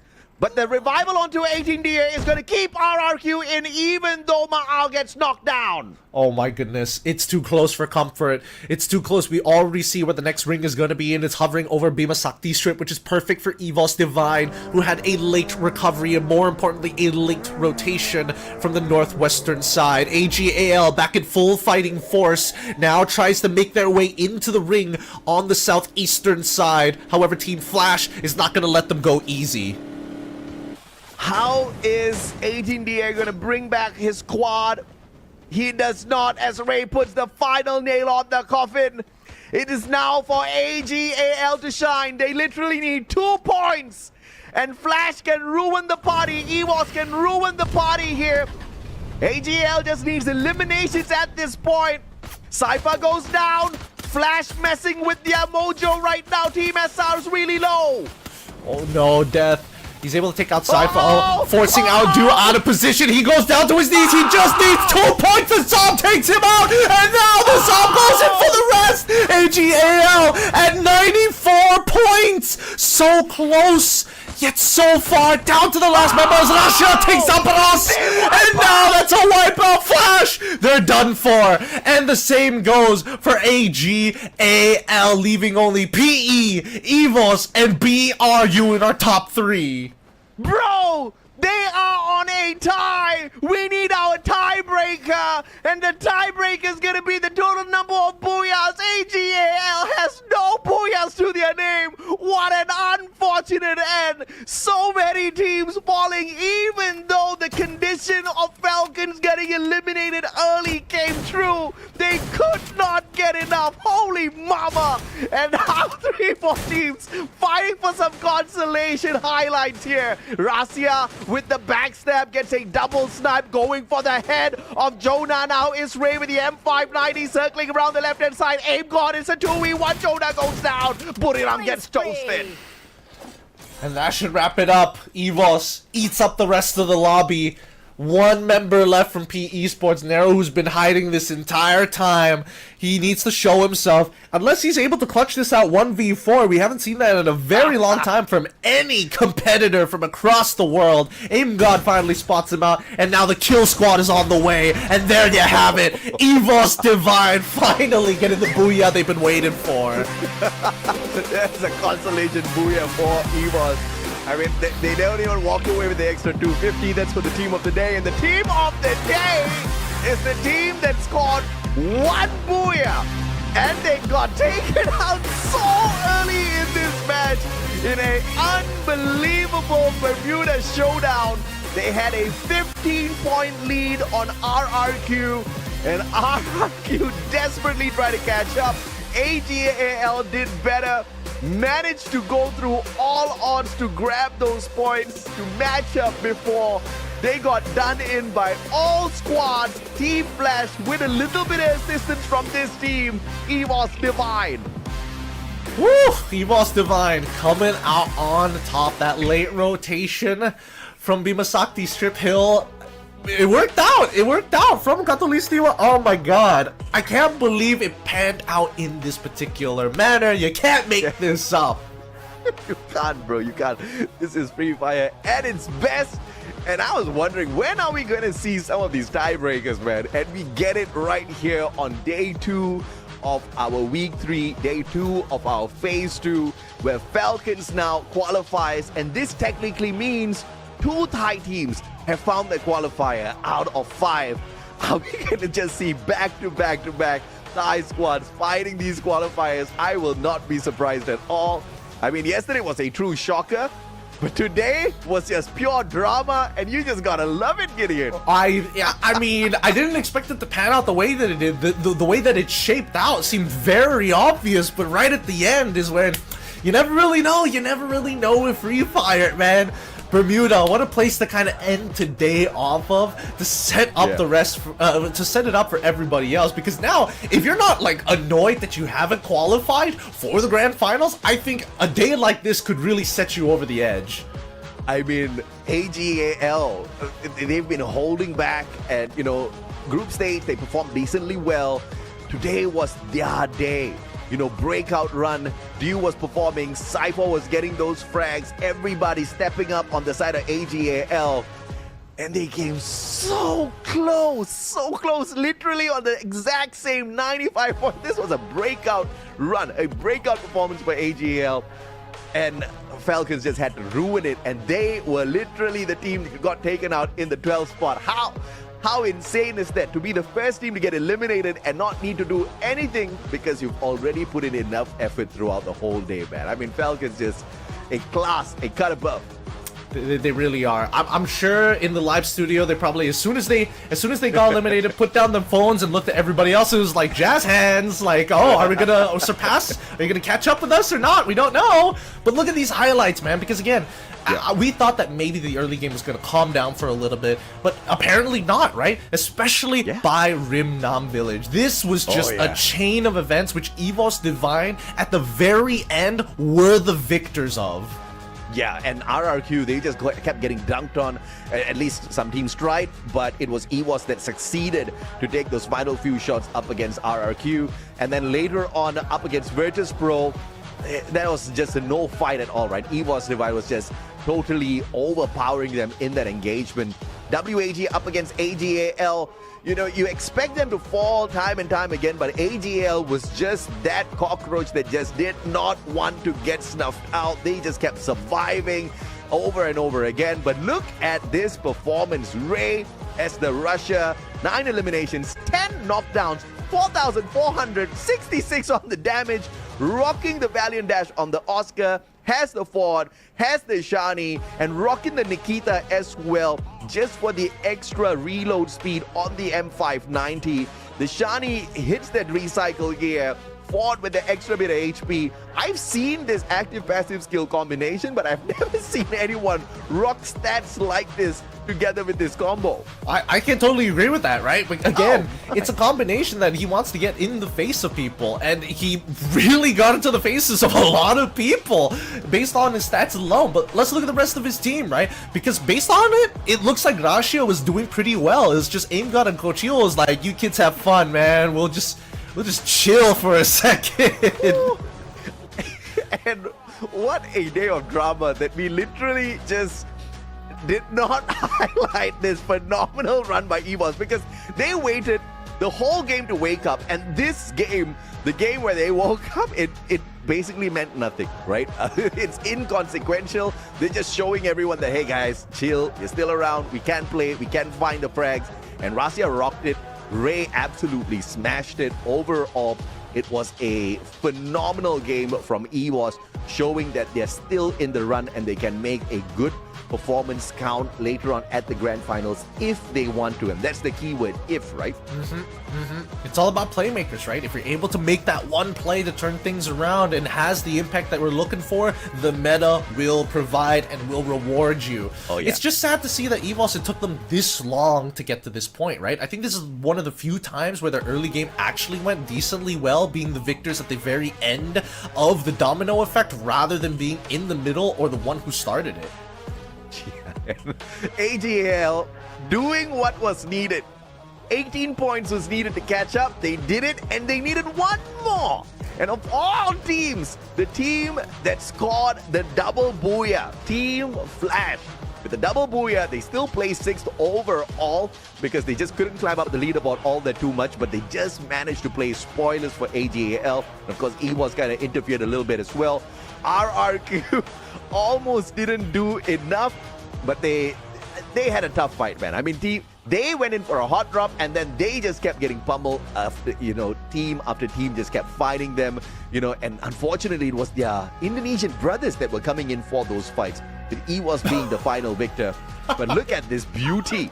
Just with the tiebreaker on the Booyah, Falcons will be team number 2 to join Pharaoh in the grand finals. Dude, RRQ could have taken that spot. It could have been a 3-way tiebreaker, and there's honestly a good argument that they would have won it out as well because of their limbs. That's so frustrating for both AGAL and as well as RRQ, but despite that performance, Falcons put in too much effort to be denied an opportunity to go to the grand finals. And EVOS, despite having a pretty abysmal day, a couple of hot games, and a good number of eliminations, put them at the end of today at 4th. Yeah. RRQ could have made us go to the 3rd condition, all right? Where we look at the eliminations to call who wins this tiebreaker, or sorry, the placement of the final match, because even on the eliminations, we're so close between Falcons as well as RRQ. This was an insane match. This was an insane day. And this is exactly what the current format here at FFWS SEA gives us. Just pure drama. Day after day. You couldn't ask for anything better. It was so exciting from the start all the way down to this game number 6, Gideon. I mean, hey, I'm just gonna throw it out there, but Free Fire's been listening to their community, right? There are no days where it doesn't feel like there isn't something to play for. There's a lot of weight coming into each of these days, and it really makes this league that much more interesting to watch compared to our competitors. Even so, we've seen everything kind of pan out here. I'm very excited to see some of these other teams who have been denied that opportunity, like Flash for an example. They're still finding booyahs here, even though this is the first day of which they got to play in Phase 2. RRQ, RRQ is the only one that's like, okay, bro, we know AGL almost made it, we know Falcons made it, but we almost made it too. 94 points, and these boys, they were hustling, right? They had the consistency and they had the fight. They had the vigor to go through battle after battle on Rimnam Village, and first off, winning it out against the Falcons, that was the winning condition.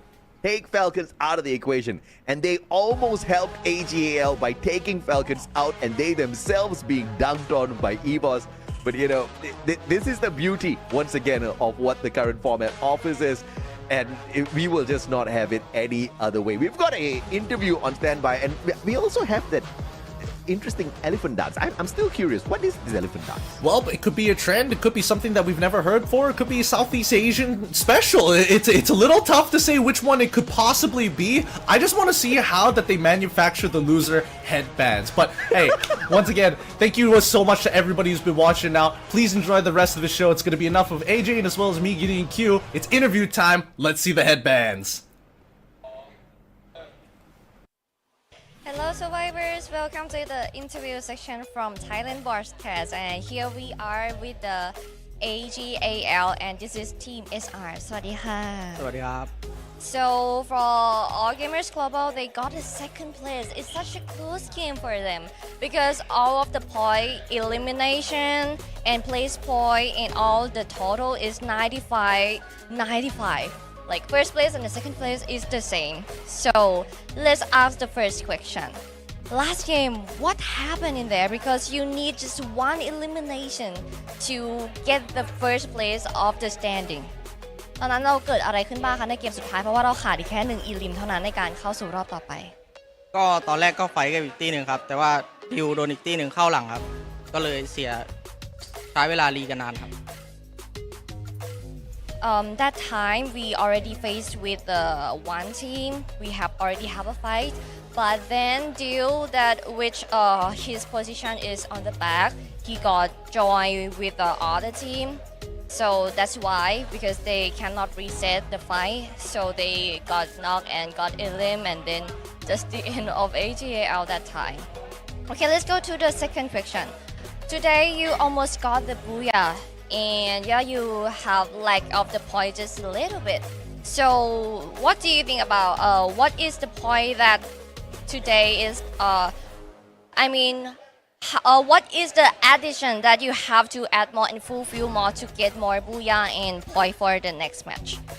วันนี้ยังขาดแต้มอยู่แล้วก็วันนี้เกือบจะได้บูย่าแล้วคิดว่าอะไรคือส่วนเสริมที่เราจะสามารถเพิ่มเติมมาได้เพื่อให้เราได้คะแนนมากขึ้นในแมตช์ต่อไปค่ะก็คะแนนอันดับเลยครับจะเอาคะแนนอันดับให้ได้เยอะกว่านี้ครับอันดับใช่ครับ So about Elim is he think it's fine but it's about the place point that they have to see for it. So let's wait and see for the next match what they can do or not. Okay, let's go to the last question. So next week is gonna be class court and you have to play against with EVOS Divine. Do you have anything to say to them?อาทิตย์หน้าเนี่ยจะเป็นคลาสคอร์ 4v4 เราต้องเจอกับตัวของ EVOS มีอะไรอยากจะบอกพวกเขาไหมคะก็เห็นเพื่อนผมบอกว่าโหดที่สุดในอินโดครับผมก็อยากลองเจอเหมือนกันครับ Alright, so someone told him that EVOS DY is the base team of the 4v4 or class squad in Indonesia. So he wants to face with them. So let's see about the next week class squad. Alright, this is the end of the interview section. Thank you for watching us, and we will go back to the caster and see you next week. Bye bye. Okay, so good interview. But that's not the segment I was looking for. We were all hoping for a different segment, but you can see it in his eyes, man. He's just thinking about, it only took one elimination. We couldn't find one elimination. You can see, without even having to be a telekinetic person to read his mind, you can feel it. You can feel it. I feel bad for the guy because it was a very good day for AGAL. No booyah, no problem sort of a day where they were just collecting those points, finding the circle, great positioning, and, a couple of times they faltered, but in the grand scheme of things, this was one of the best days where their engagements were on point. They were winning out some solid gunfights and getting in through each and every one of these games, and just luck wasn't on their side, man. Luck was on the side of Falcons, who kind of manufactured their own luck as well. Consistency was key here for them, getting in towards the final circle time and time again. I think out of 6 games, they were in that final circle 4 out of 6 games, and almost in that final circle in that 5th one as well. So, overall, great consistency from the team. It's just that RRQ as well as AGL just made this absolute cinema for us. Hey, if it wasn't for RRQ, it could have been PE Sports who turns it into absolute cinema. If it wasn't PE Sports, maybe it was EVOS Divine.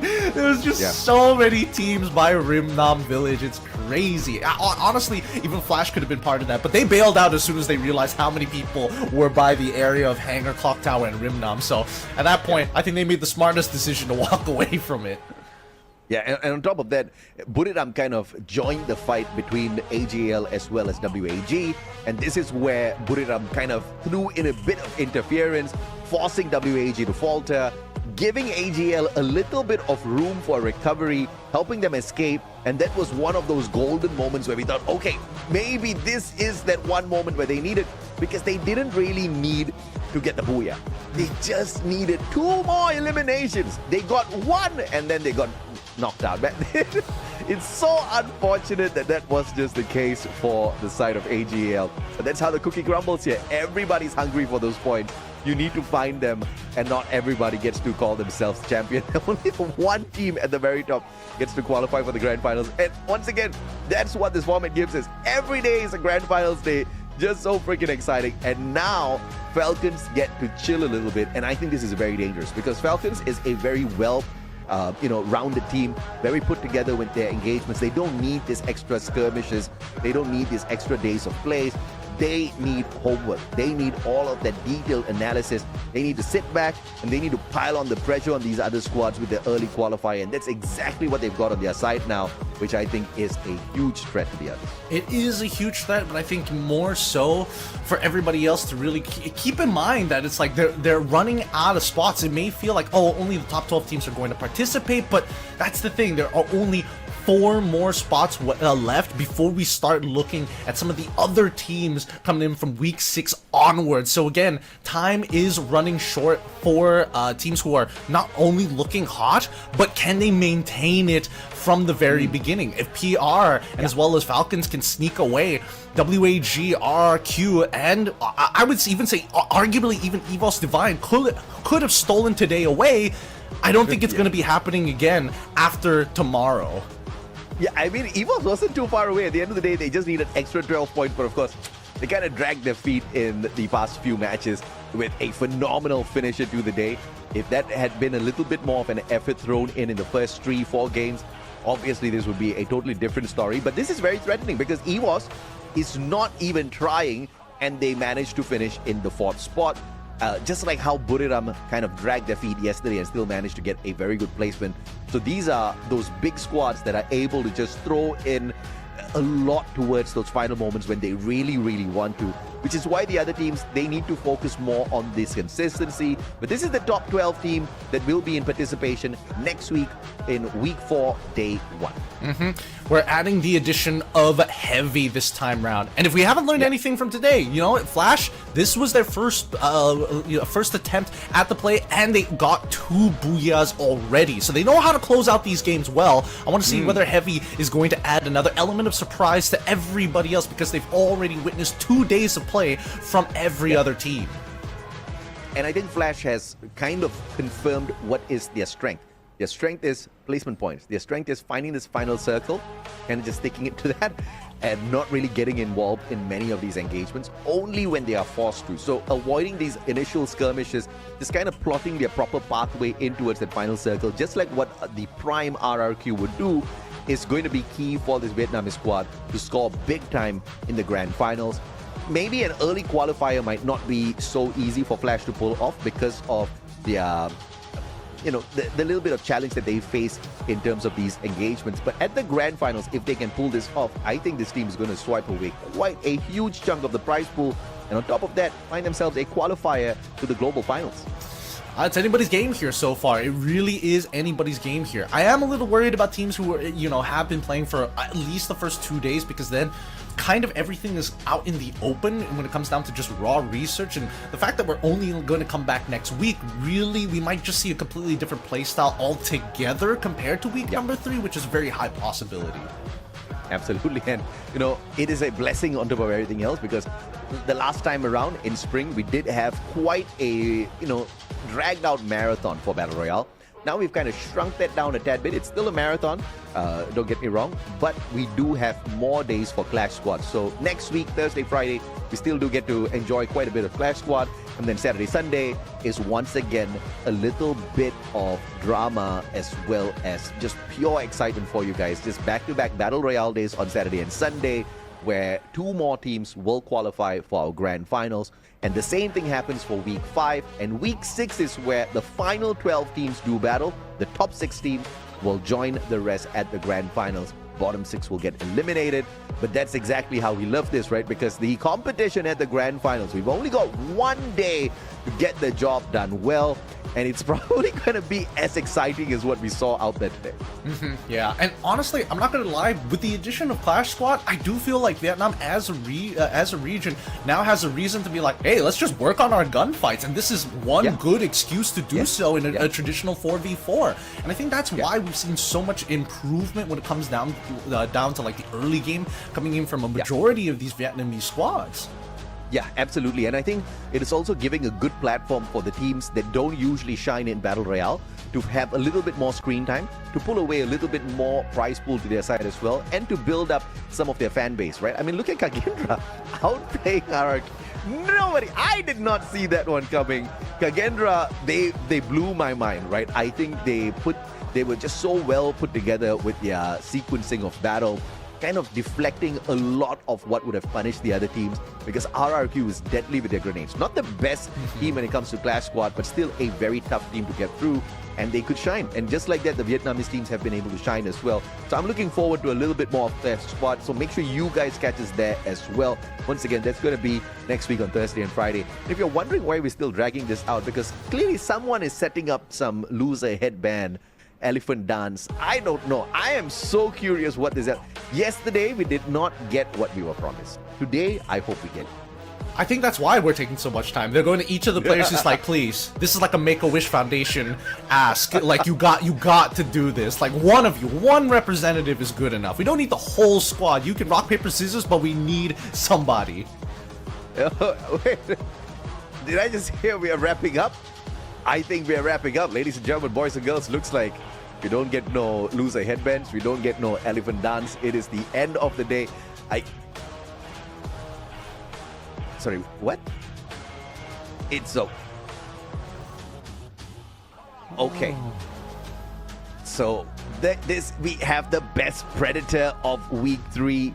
22 eliminations by Mr.RIYAZUL. Once again, he was rocking the Skylar, Raphael, Maro, as well as the awakened Moko. He was a monster. And Russia runs the exact same active and passive build as this guy.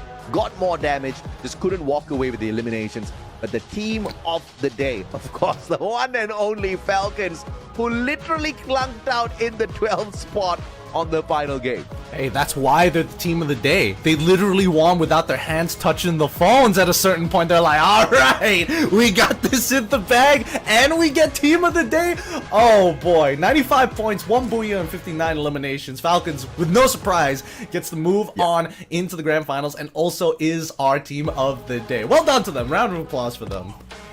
Absolutely, man. And of course, unfortunately, we gotta skip the LBS segment. We do not get anyone wearing the loser headband today.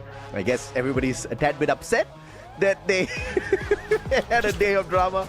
But of course, thank you so much for joining us on this broadcast. Ladies and gentlemen, boys and girls, Gideon and I had a damn good day today. We'll catch you guys next week, same time, same place.